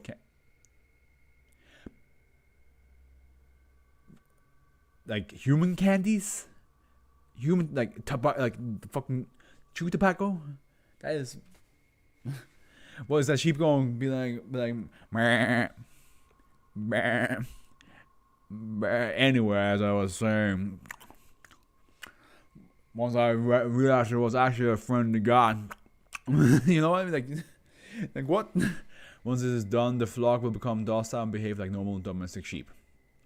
The exception to this pacifying behavior are -2 and -3 as outlined in the addendum on each. In contrast to adults, lambs typically are very easy to handle and display curiosity towards new objects and people in the paddock, often attempting to play with personnel but will flee if threatened.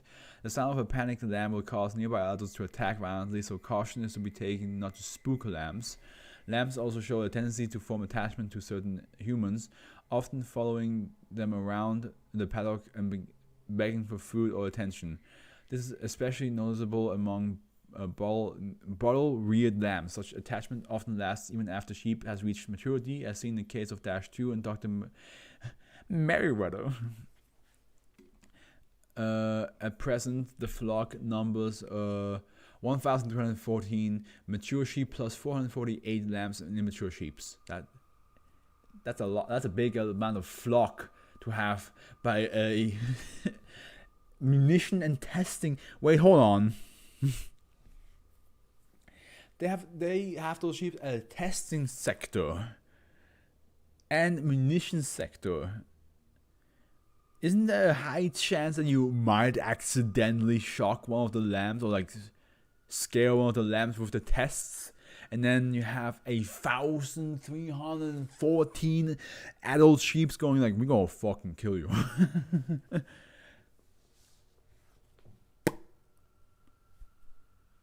Am I wrong? Tell me, am I wrong about this? Like, is that... I feel like that's a high chance to happen. Failure to follow the pattern for 2 years during preliminary research resulted in the deaths of blank deaf D-class personnel and blank researchers, as well as near breach of containment by -2. The defining characteristics of the sheep is that they are able to generate a substantial amount of static electricity simply by the friction caused during the daily activity because of the metal, right? Like it's rubbing against each other. I assume that's the reason. The resulting charge is typically discharged at random, with mature specimens producing arc flashes that have been recorded at 1,000 amps or more. I don't know what that means. I'm not sure if you just tell me that's like the power of a fucking lightning bolt, and I'm like, okay, that's high. But if you just say amps, I'm like, oh, I guess. Due to the electrocution hazard, personnel interacting with SCP-594 are advised to follow guidelines fully outlined in document 594-4H. When faced with a threat, the flock will become highly agitated, and mature ewes will attempt to form a ring around any lambs, rubbing their bodies together to generate an even greater static charge between. Oh shit! You're in the Thunderdome. You're surrounded. There's no way out. Just a circle of electricity being built up. Because this defensive behavior is especially pronounced when ewes are birthing, it is standard procedure to isolate all pregnant ewes and newborn lambs from the rest of the flock until a week after birthing. In addition to defense, because of course baby youths, they cry a lot, so the adults are like, oh shit, our baby's crying, everybody line up, form a circle. Welcome to the Thunderdome. In addition to defense against predators, rams also appear to use the discharges as a type of dominance display, with the older and stronger rams able to produce more powerful discharges during the dance. When in a rut, rams will fight against themselves, performing the stomping dances prior to engaging rivals. These dances are often accompanied by excessive discharges, resulting in rapid ionization of air and giving SCP-594 its local name, Thunder Sheep.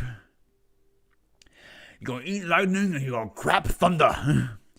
Ground sensors have also detected telluric current during the dances with older rams, creating extremely complicated patterns that often resemble data expunged. Free Martians ewes, which are behaviorally masculine and lack functional ovaries, will also perform stomping dances, but the patterns produced, while equally as complicated, show a marked differences from those created by rams to date, where the wethers have not been observed to engage in this behavior. Another trait exhibited by SCP-594 is an inherent ability to walk on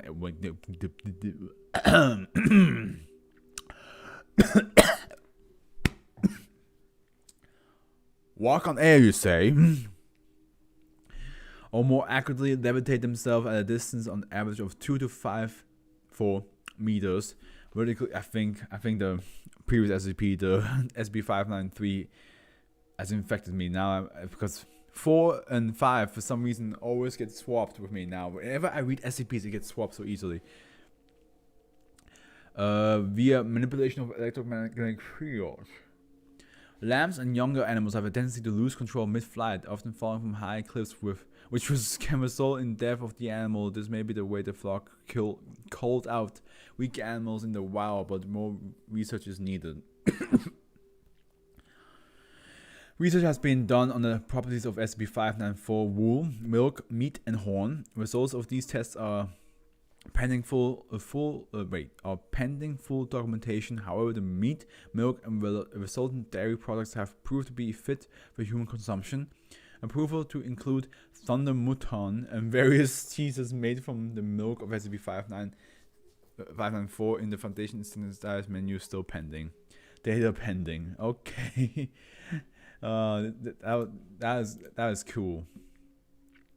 That is cool. I like electric sheep. Again, kind of a Pokemon, but gotta say, very much like that one. Really much enjoyed that one. Okay, we reached the halfway point.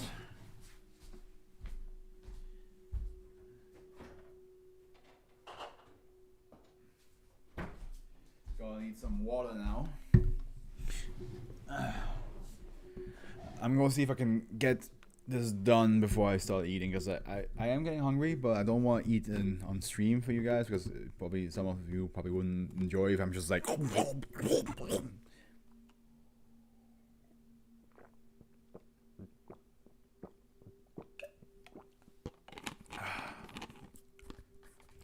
but as long as if the other ones are not too long, then we should be able to make it anyway. Here we go. The next one is called Teleporting Destroyer. It's this fucking not a Euclid. This the 5th Euclid in a row. Low rating. SCP-595 is currently stored in either enclosed dry dock 2 Virginia, or as a Gill Foundation warehouse district in Philadelphia, depending on SCP-595's current state. Both sites are restricted without Level 3 access clearance or higher. Access to SCP-595's interior is restricted to especially selected Class D personnel or mobile task forces with approval from either site location's administration.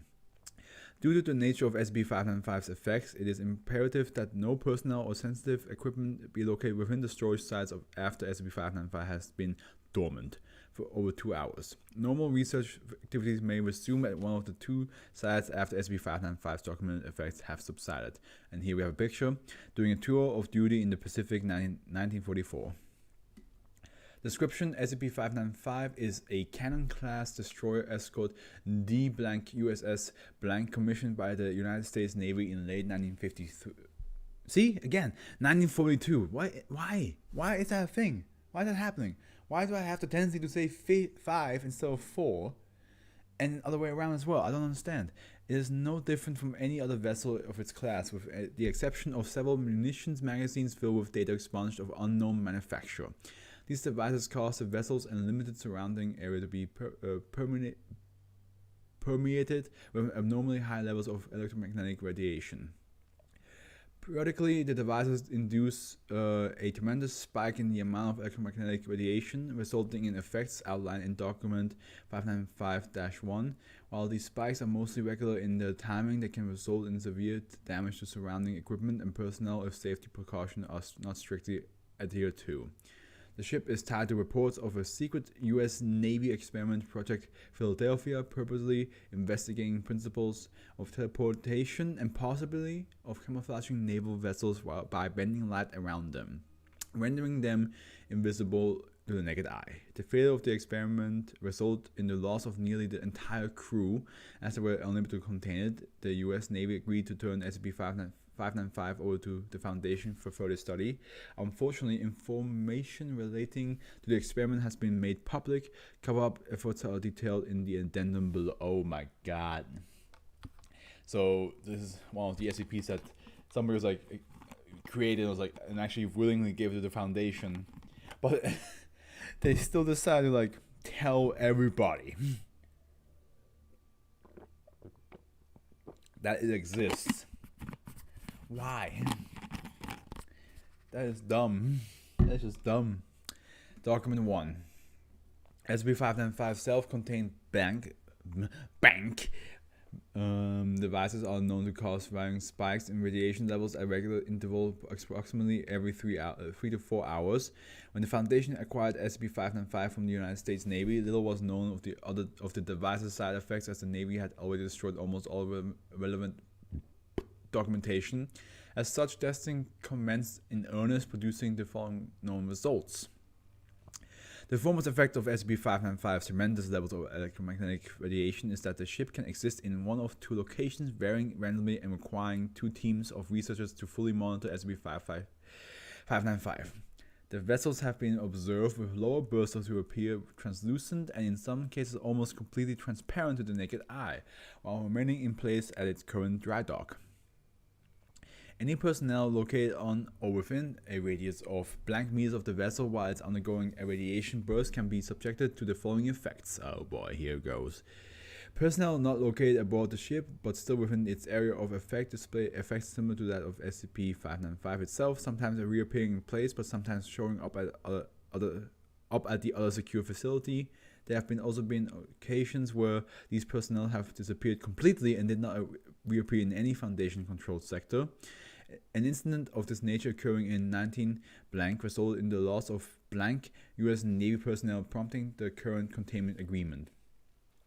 You fucking made people disappear by trying to make a boat disappear, but only visually.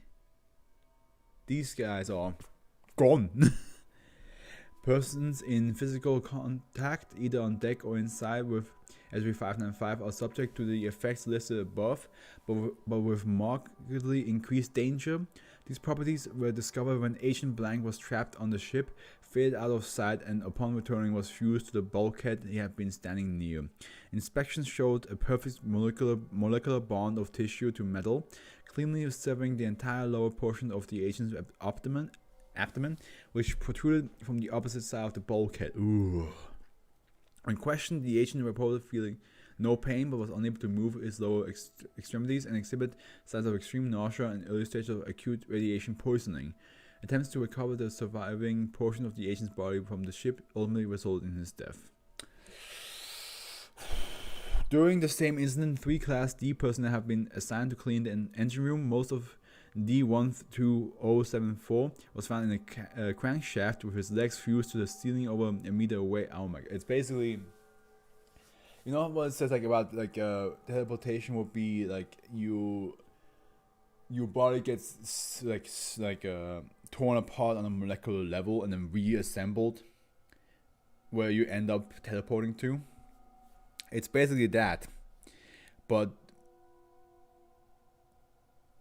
gone horribly wrong. It just fuses with the ship. And my question is, does it fuse? Is it is it more like the body just randomly gets like thrown around in the ship, or is it more like the body melts into the ship and then once it manifests, they're just stuck in it?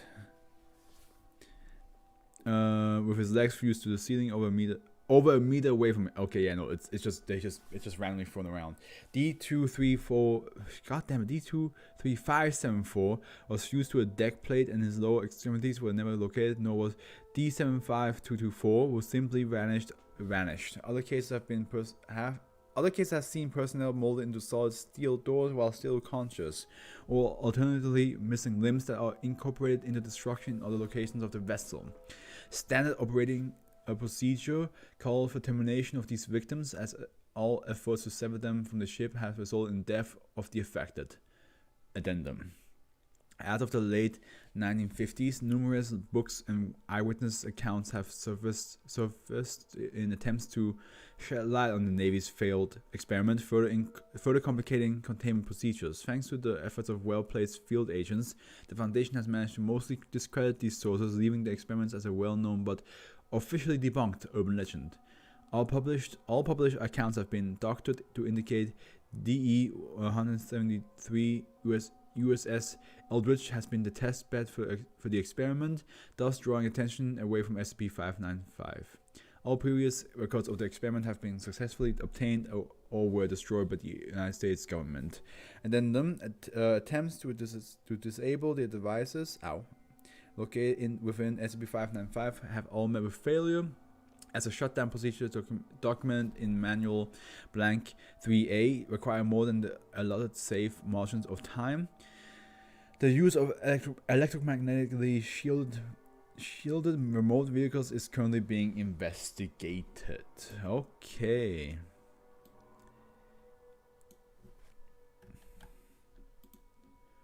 It's basically what they try to do, like they try to have like what's it called, the thing that a lot of like space sci-fi ships can do, where they like stand still and something like and then they reappear somewhere else at like really quick succession. Warp speed. It's kind of like that, but of course warp speed actually indicates that they move. They just move that fast. While this definitely teleports. It's not warping, it teleports. Okay. The fuck? I also like check how long it is, just to like make sure that I can still like read it and not, die of hunger. Cursed regeneration statue. It looks cursed. Safe! We're out of the Euclid zone. SCP-596 is to be secured in a standard containment chamber guarded according to usual protocols. Care must be taken not to allow direct physical contact with SCP-596. Only designated Class D subjects should do so.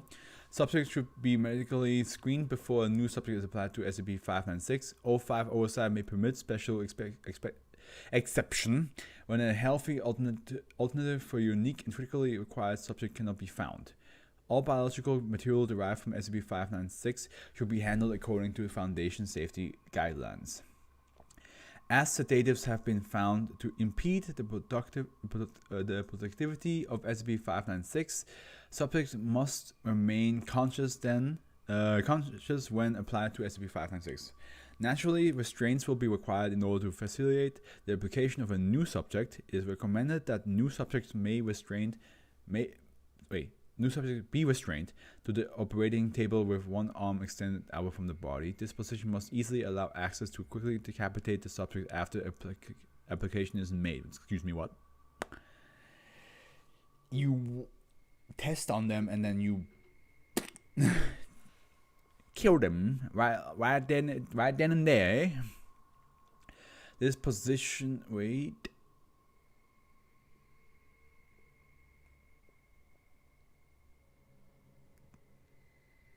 Yes, the lobotomizer can then be applied to the brain stem once the regrowth reaches the point to prevent further cognitive functions. The Foundation Ethics Committee has determined that this practice best ensure a pleasant working environment for us assigned personnel. That is.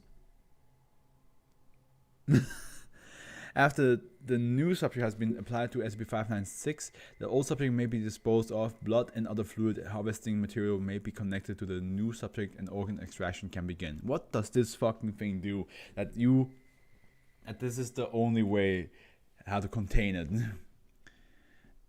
Description: SCP-596 is a 63 high bronze snake statue believed to be a representation of blank. SCP-596 was recovered from a hospital in blank blank in the hands of blank blank blank, suspected by local authorities of being a tomb robber. While the implications are clear, the original location of SCP-596 is still unknown. When a person makes physical contact with SCP-596, they are unable to release contact or move the statue themselves. The only way to completely remove a subject is for another person to make physical contact with SCP-596, at which point the original subject will expire. Oh.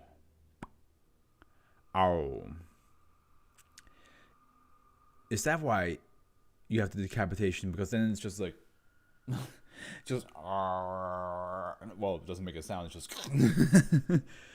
When in contact with SCP-596, any wounds or injuries will heal at incredible speed. Oh. Okay. Subject also displays extreme discomfort, although the nature of this discomfort is unknown. The regenerative effect of the statue is such that if the subject is surgically removed from SCP-596, the subject will expire and a new body will grow from the parts still attached to SCP-596. So, just cut the hand off and you will die, but then the hand just like just grows a new you.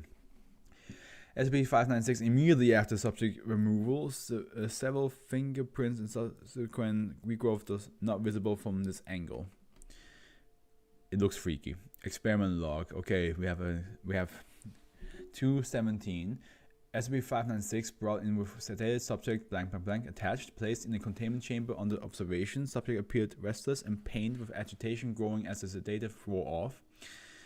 Once conscious, subject began to scream incoherently and writhe in what appears to be great distress. Despite this, subject was unable to move SCP-596.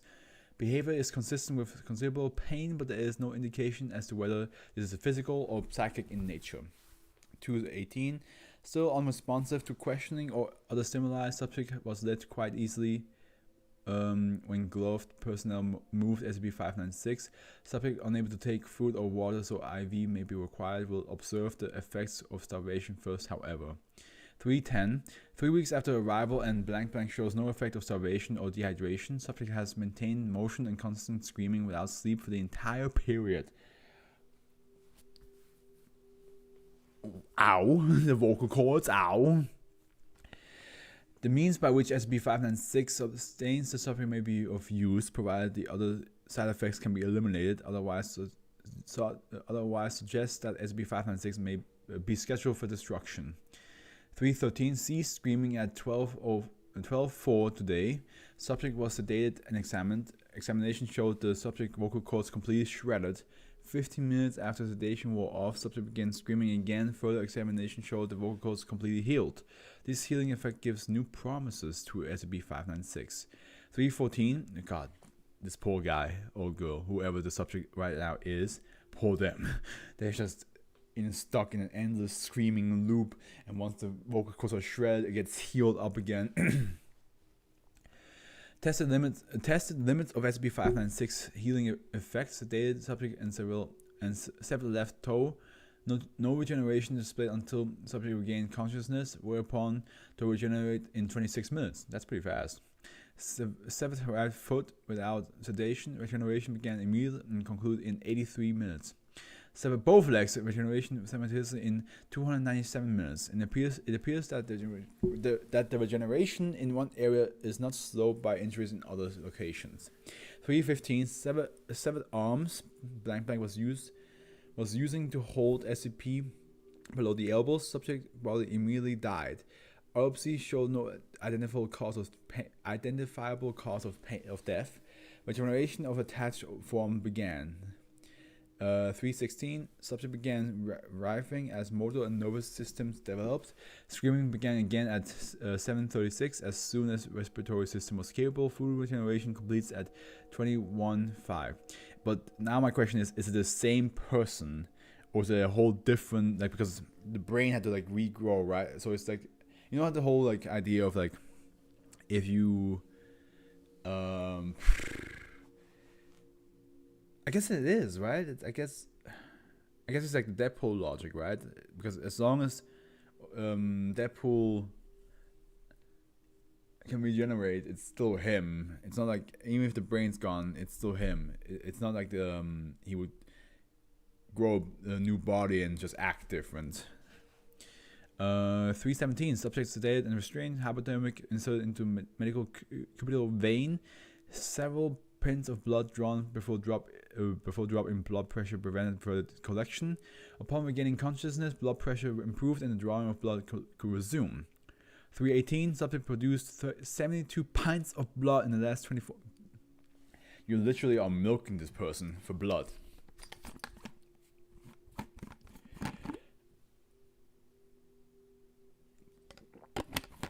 Clearly, the regenerative power of SCP-596 also accelerates blood production. Request Class D subject with type O negative blood.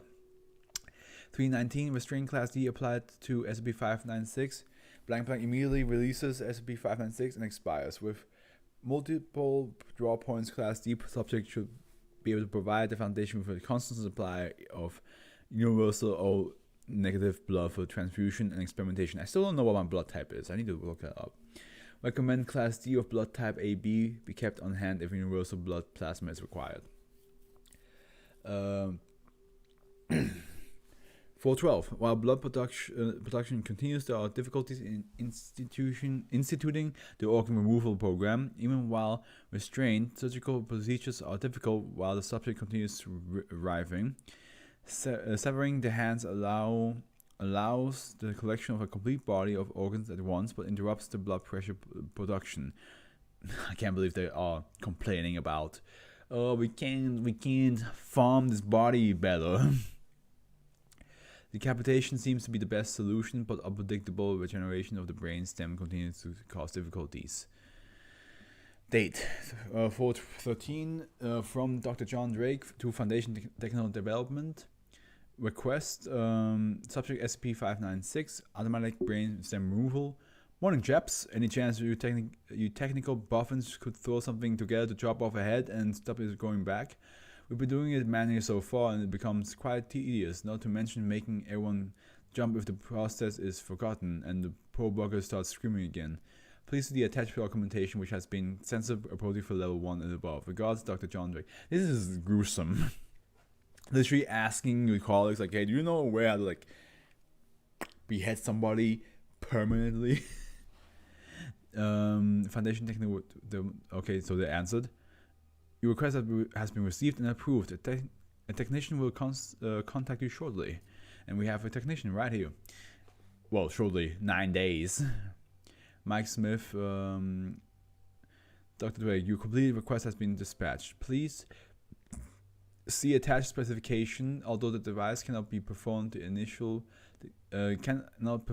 decapitation, consultation with medical personnel assigned to SCP-596, determination that a small device that could remain within a regenerative skull would be more useful. Please complete the performance review for the developed equipment within 30 days. Hi Mike, glowing review for the new device. The staff has taken to calling the lobotomizer, although that's obviously technically inaccurate. I thought the suction system to remove the pureed brain matter was quite ingenious. As your specification noted, by allowing the regeneration of the head, we can now extract eyes and Tooth buzz from the subject. Keep up the good work. Wow.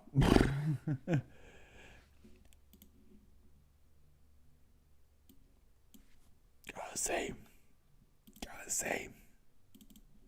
it's pretty brutal.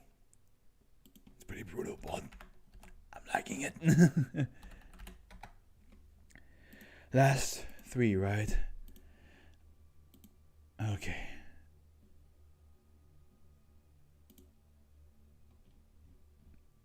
That's a decent read, but it's nothing too bad. The mother of them all. And we're back into Euclid. Okay, guys, I have to eat just a little bit of something. This is getting a bit hard on me.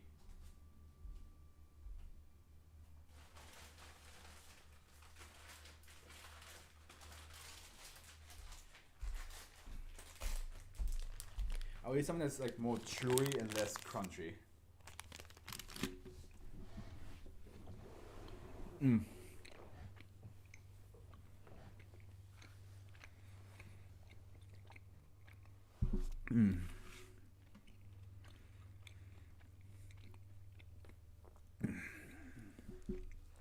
SCP-597 is to be guarded and researched by a rotating monthly shift.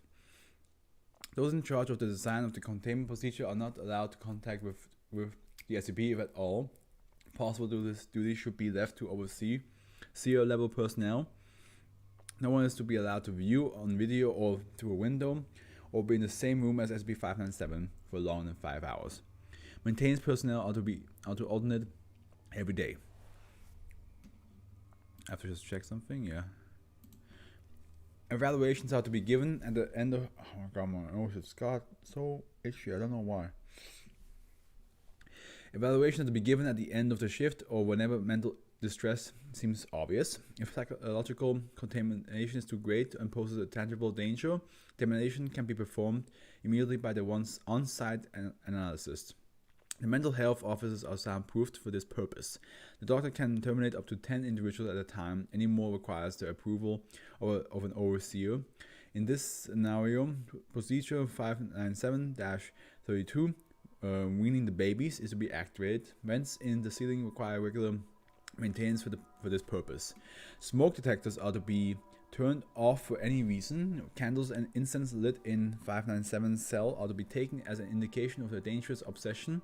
The leaving and offering of food, as 597 does not require it, is to be viewed in the same light as well. All other signs of unnatural love and religious awe are to be reported along with these. The room and the surrounding area are to be sealed with ventilation shafts, plumbing, and wiring checked daily. Measures are to be put into place for the continuous examination of all vermin in the facility. Animals not part of the study found suckling on SCP-597 are to be removed and terminated as soon as possible due to the risk of biological contamination. Because of this, in the morning, workers must wear hazmat suits while entering the cell for SCP. What does this SCP do? It's so... Sometimes I said this before. Sometimes the containment procedure tells you a little bit what it does. This one, I have no idea. For SCP-597 is often covered in vermin, including mice, opossums, squirrels, and Ew. 597 is to be hosed down weekly with special care given to the areas around the nipples to prevent the buildup of saliva and drool. What? Those suckling need washing daily, as does the floor underneath them, for the removal of the puddles of urine, feces for the first few days, but when solids completely leave the body, this is no longer necessary, although occasionally a thin watery substance is excreted, and vomit, which is produced when they drink too eagerly, quickly, or out of rhythm. The cleaning procedure to be plain and unscented. Use of aromatics or herbal oils will be noted, and no scrubbing is to be done by hand. What is this SCP? I am so curious and confused.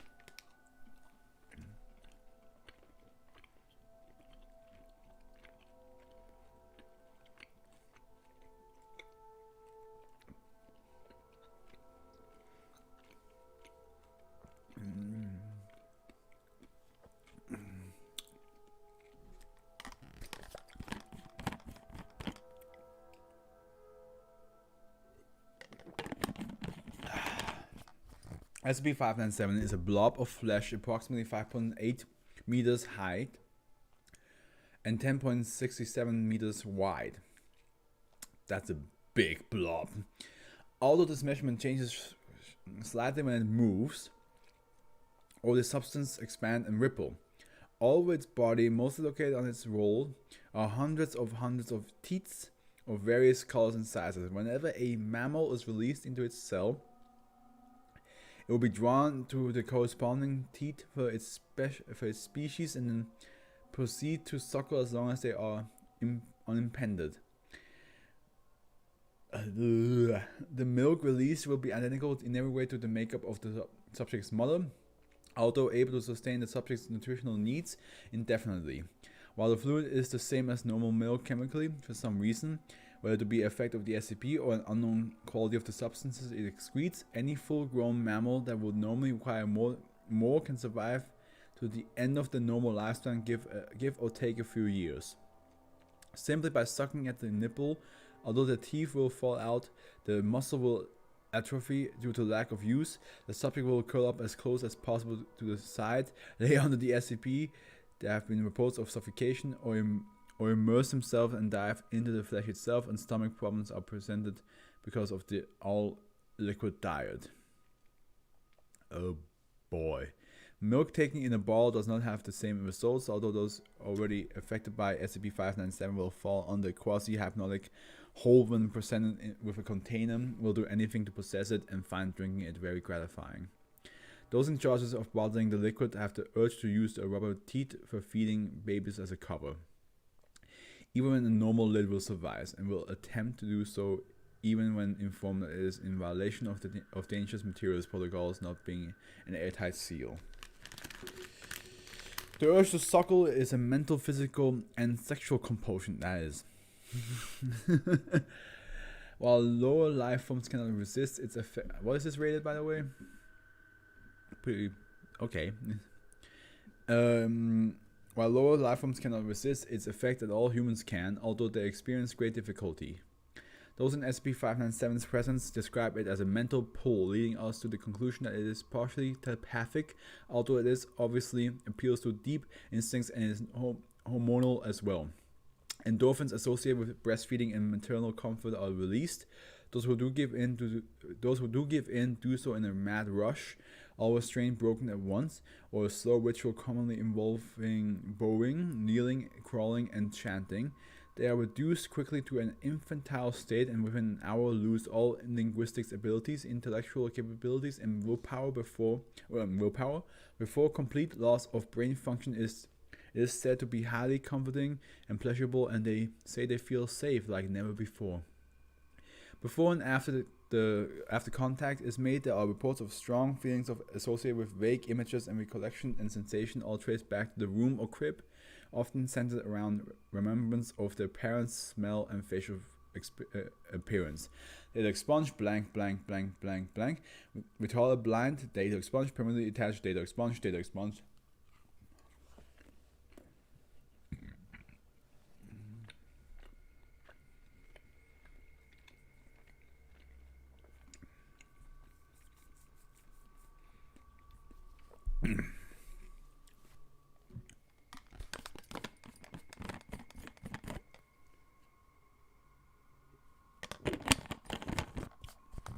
Those who watch are also influenced, although it's in lesser or different ways. Increased pettiness and aggression to childish states, extreme immaturity, decreased bowel control, fetishization, promiscuity, and even reports of public masturbation have all been noted. Staff IQ's focus and rationality all drop significantly over a period of time with SCP-597, and they often will fight with each other over silly things such as objects or perceived insults, be racked with laughing and crying fits, be unable to resolve problems in an adult way, and lose the ability to control their emotions. After 4 to 5 weeks, it's impossible for them to function in a work setting, and they all communicate with each other via a series of grunts, coos, and short, confused sentences. Attention should also be paid to the fact that the employee's name for the object degenerates from the official title SCP-597 to the mother, then just to mother, then mom, mommy, mom, and so forth, often ending in sucking, blowing, or kissing sounds as the representation. As also if also of interest is that almost immediately strong oral fixation will develop or resurface. Those who quit smoking will start again. 100% occurrences, and chewing of gum, snacking, gluttony, nail and lip biting, and hair chewing arises, as well as almost to the point of psychosis. There are deadly weight gains, choking incidents, balls or clumps of human material obstructing the digestive system, murders over food, the vending machine is often completely empty, and dental and health problems. Doctors and personnel in the area of effect, even those entering for a few moments, will find themselves absentmindedly putting themselves in the mouth without realizing it. Ugh. Observation of the employees in their homes or private lives also reveals that they expunge, often to the point of only being aroused by their expunge. Men with already unstable or fragile egos, oh boy, put the majority of TikTok people on this, and yeah, go on. What does it do? Finds a strengthening in oedipal complex. Oh god, no. Complexes often to dangerous levels. 3 employees have raped and murdered. Okay, this is a bit wild now. These same personality types also enjoy data expunge and request access to SB597 for that purpose. Unfortunately, although this behavior is not encouraged, those with this disease are many to take a moral or ideological stance and completely restrict activity without losing the needed number of workers. A good number are also high-level personnel, although revelations of their identity is forbidden and requires clearing the area and disabling the camera feeds so they can perform the act, which is not allowed to go over an hour, or separation will cause seizures and homicidal tantrums. Specific procedures for sexual visits can be found in document Addendum 1. See document 597XX23. Found currently at 597's base and sites are 61 specimens suckling. There are 4 dogs at its bottom area laying out in front of it like a litter, 6 cats, 27 rats hanging off its front. The wild vermin swarm that often hoard around it are especially problematic, but these are lab bred, except for SCP-597 SS19 and 24, which refuse to be removed and are clamped too tightly to just pull off. 15 bats that cover approximately all of its back, their wings flapping spasmodically, creating a slight gust. 8 humans, 4 D-class personnel, 3 doctors, and 1 guard. That's messed up.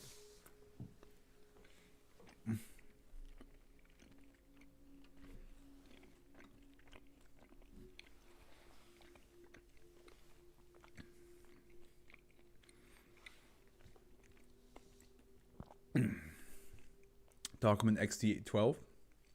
They expunged. Care must be taken not to allow them to attempt to rip or tear a hole in 507 for penetration purpose.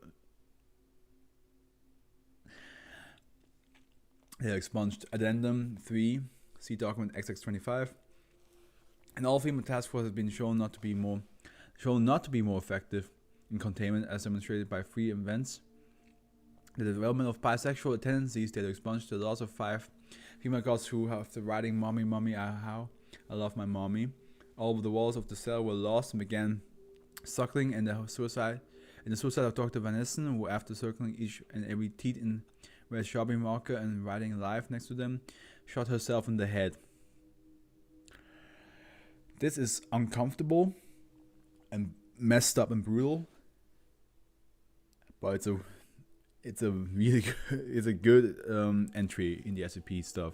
It is a bit weird, but I do think it's kind of well done. See document XYC13. Inside the temple, the SCP was found surrounded by scaffolding and staircases with ladder propped up against the meat to allow as many people as possible to partake in the event. Yeah, okay. Yeah, okay. Mother of all, you're busy. That's for sure.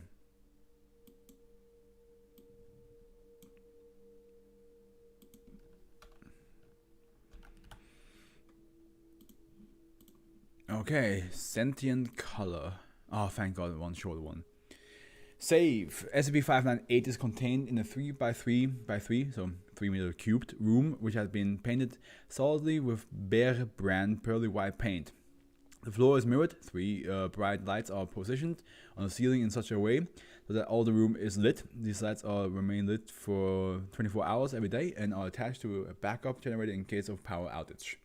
The room will be examined for mold or stains daily, and those will be immediately removed if found. 2 level 2 guards are to be stationed outside SCP-598's room at all time. Supervised contact with SCP-598 is unrestricted to all personnel with level 2 access. All are subject to searches before and after contact and random psychoanalysis afterwards. Unless permission is received from an overseer, tools such as knives, scalpels, mirror, paint peelers, or cameras are restricted. SCP-598 is an intelligent shade of yellow covering the whole of the inside of its cell. Attempts to reproduce SCP-598 with paints, crayons, etc. have failed. Through experimentation, SCP-598's properties have been discovered not to be tint or shade dependent. Different shades of light except for total darkness will not affect the atom's sentience, but are hue dependent. A color filter placed over the atom's light source will cancel the effect. SCP-598 can process audiovisual stimuli in its nearby surroundings but cannot speak nor move autonomously, nor communicate using normal senses. SCP-598 is, however, telepathic and capable of holding extended mental conversation, enjoying topics like music, art, and science.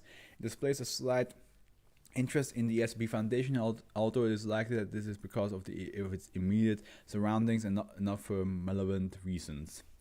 SCP-598 is not a physical organism. It does not move, grow, eat, sleep, or excrete waste, so it is not technically alive. Any color-accurate copy of SCP-598 produced by any means, including computer, video recording, or mirrors, will become SCP-598. Aha. Okay. An interesting phenomenon occurs whenever any shortwave radio is within 4 meters of SCP-598. They will begin to pick up a previously out-of-range station, which will then broadcast different noises. As of yet, the following has been recorded: wolf-like howling, whale song, frogs croaking, punctuated by insect sounds, low humming of unknown origin, high-pitched chirping noises revealed to be bad noises brought into human hearing with frequencies. SCP-598 does not seem to know where those noises originate, yet enjoys a radio placed in the room and turned to this frequency. The noise changed at random and go on for this at hours. Addendum: it has been suggested that by Dr. Blank that a sample of SCP-598 be introduced to SCP-085, pending approved by overseers and all involved parties, and I believe that's the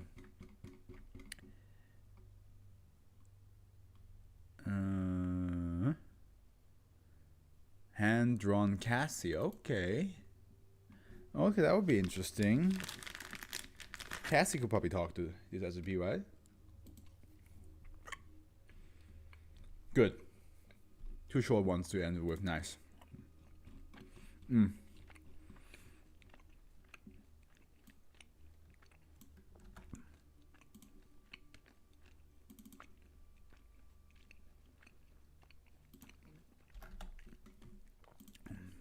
Okay. Last one, Uncharted City. And a Euclid again. I believe this one had the most Euclids.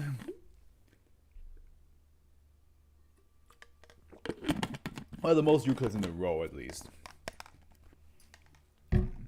SCP-599 is to be entirely enclosed within Site Blank, which has been modified to look like a mountain from the outside. Any unauthorized tampering with Site Blank will result in its complete destruction. Under no circumstances are any means of external communication allowed within Site Blank. Any personnel will enter SCP-5. I was about to say. Enter SCP-59. Actually, you know what?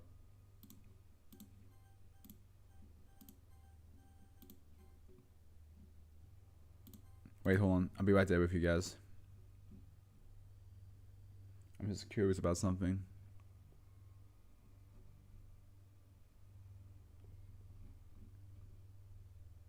Okay, no, never mind.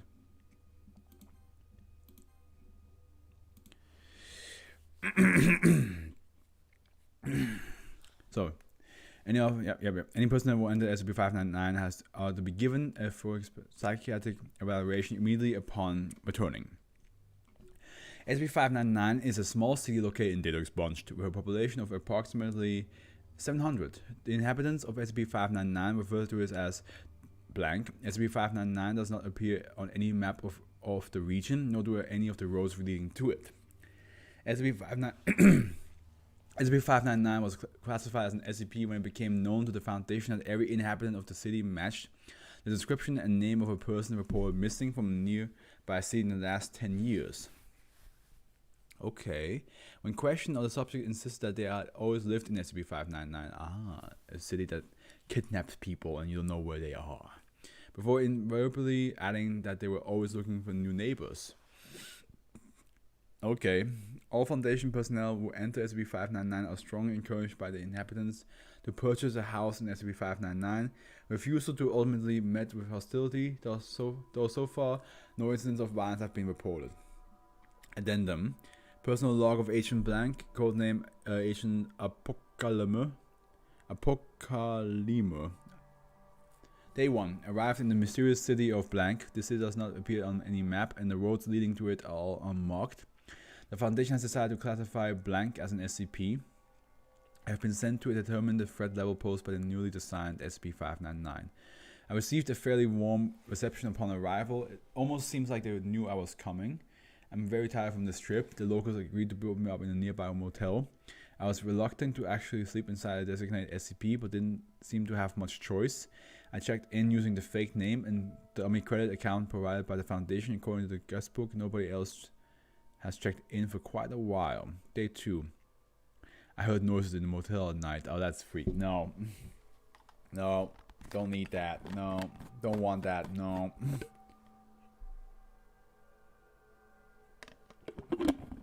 The guest book still shows no entries but mine. Attempts to acquire information of the inhabitants of the SCP-599 City Hall contains names and addresses of all inhabitants, but no records of births and deaths. I was asked on 3 separate occasions if I plan to move into into blank. Each time I supplied the answer I'm thinking about, which isn't technically a lie. I'm thinking that the answer is no.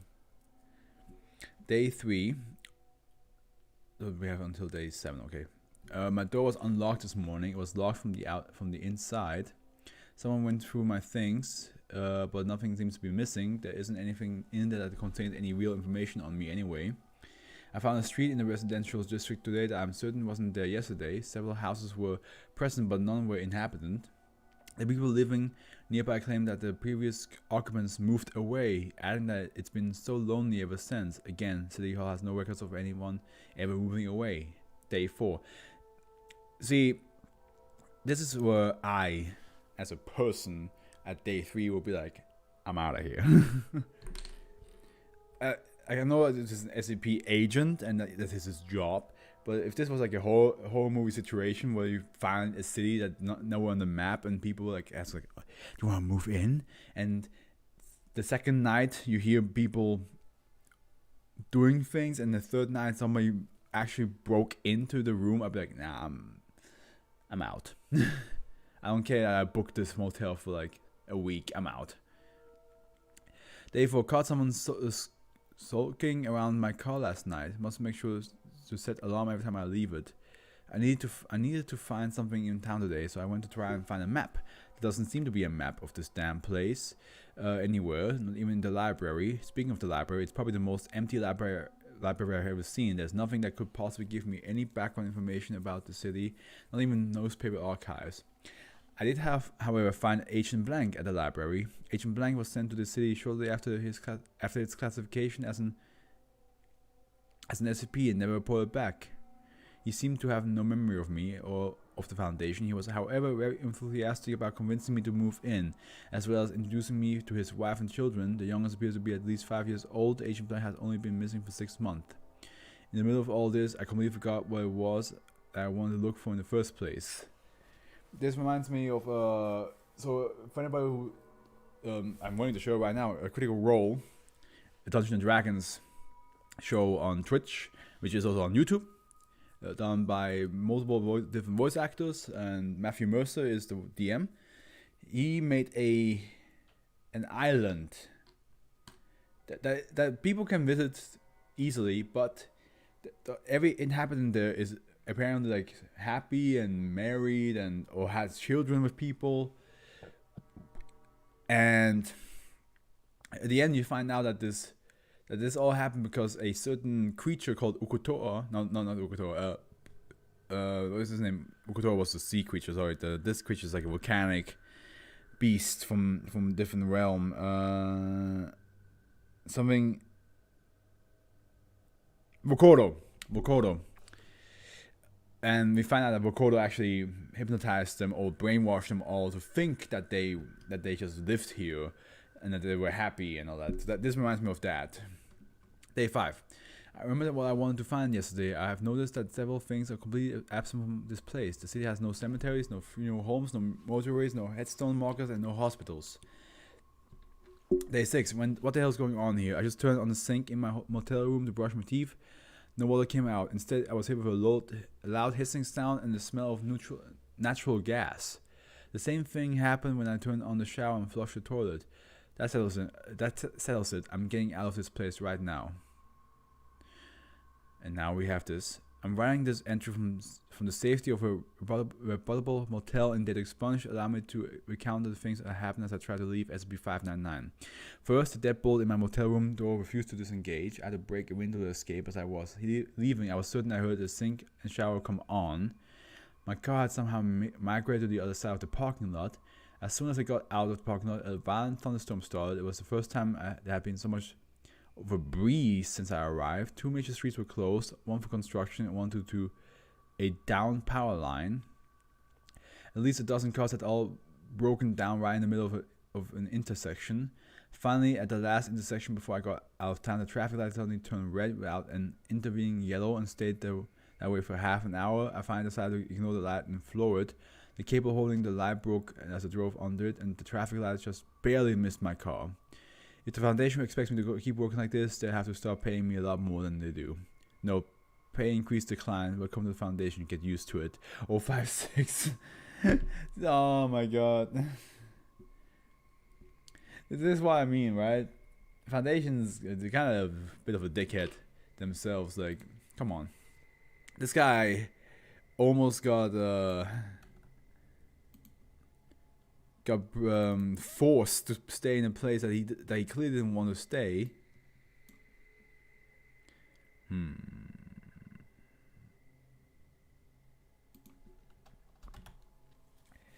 And he almost died just to get out out of the place. So and he just asked for a higher pay, and they're like, nah, you're an agent, just get used to it. And here it is. Here's the order of which I prefer is the incorrect term, enjoyed the most and enjoyed a bit lesser. So Curse Regeneration statue. I think the statue just looks very freaky, and I think the thing they did with it it's very clever. I think the idea that you just hold the statue and I mean, first of all, the fact that somebody screamed for like multiple days onwards, and every time the vocal cords are healed back, it just continues screaming, is something about that. It's just unnerving, right? Because like you would think like they would have to stop eventually, but no, they just keep going, and then everything just gets healed and healed and healed. But in the moment you manage to let go of that thing, you perish. And the fact that the Foundation now uses this to like basically have a human being that has no brain and just basically just use it as a farming, like as a cow. Like it's a cow for them. But yeah, I just like the real electric sheep, just fucking awesome. Come on, it's basically a Pokemon. He feels your pain. I think the extra story adds some nice little side stuff for SCP-590, like the whole like, oh, maybe he has like either the original sentience still, or a different body is now within him that occasionally just wakes up and then goes to sleep. The mother of them all, just, it's so freaky. It's just so freaky, and of course, what it does to the Foundation people is just so uncomforting that I'm just like, sometimes a good sometimes like if you watch a horror movie, if it freaks you out in a way by discomfort, that's fine by me, and I think that's the reason why I think I put this high up. I was so uncomfortable with it that I was like, this is good as an SCP. I wonder if it's like the same idea like with SCP. Which one was like the fucking flesh room? That one. That's also like really high uncomfortable, right? Uncharted City. I just like what the agent had to add to it. The story was really cool. The whole like idea that people just want you to live there, and then even the city itself will force you to live there.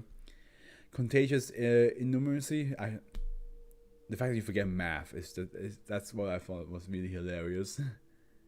I think that was really like, it's just like a normal virus, a normal disease, and suddenly one day you wake up and you just can't do math anymore. You don't know what 2 + 2 is anymore. You don't know if a million is bigger or smaller than 1. So yeah, no, inaccurate history book. Yeah, the fact that it affects even not only your memory and your mentality, but also like your physical look sometimes is. That's crazy. Dr. One and him and Pretendo. Come on, Pretendo's just fun. That's just funny to say. But I do say like a bit confused about like what. Honestly, hold on.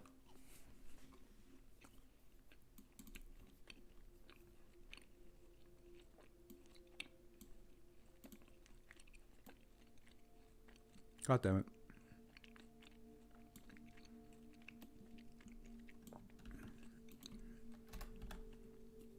Yeah, honestly, it is a funny idea, but the thing it does, I'm just like, okay, yeah. Templing Destroyer, pretty cool concept for a boat, for a ship. The fact that it causes radiation and certain effects happen to humans on or near the boat. Is what I think gives it a bit of a flair, especially the idea that I think the better part is of course when the human is on the boat and it just gets fucking shunted with the boat and just like body parts all over the place. Sentient color, it's pretty cute. The fact that the color just exists and can talk to you telepathically and just likes to talk about music and art and science. That's pretty nice. But yeah. I'm hungry. And yeah, it's been good. It's been fun. The first one was just very long. That's why I'm so exhausted now. But I hope you guys enjoyed this stream. I'm glad I got to make it happen on both Twitch and YouTube. I'm gonna add the Twitch schedule eventually, either this week or next week.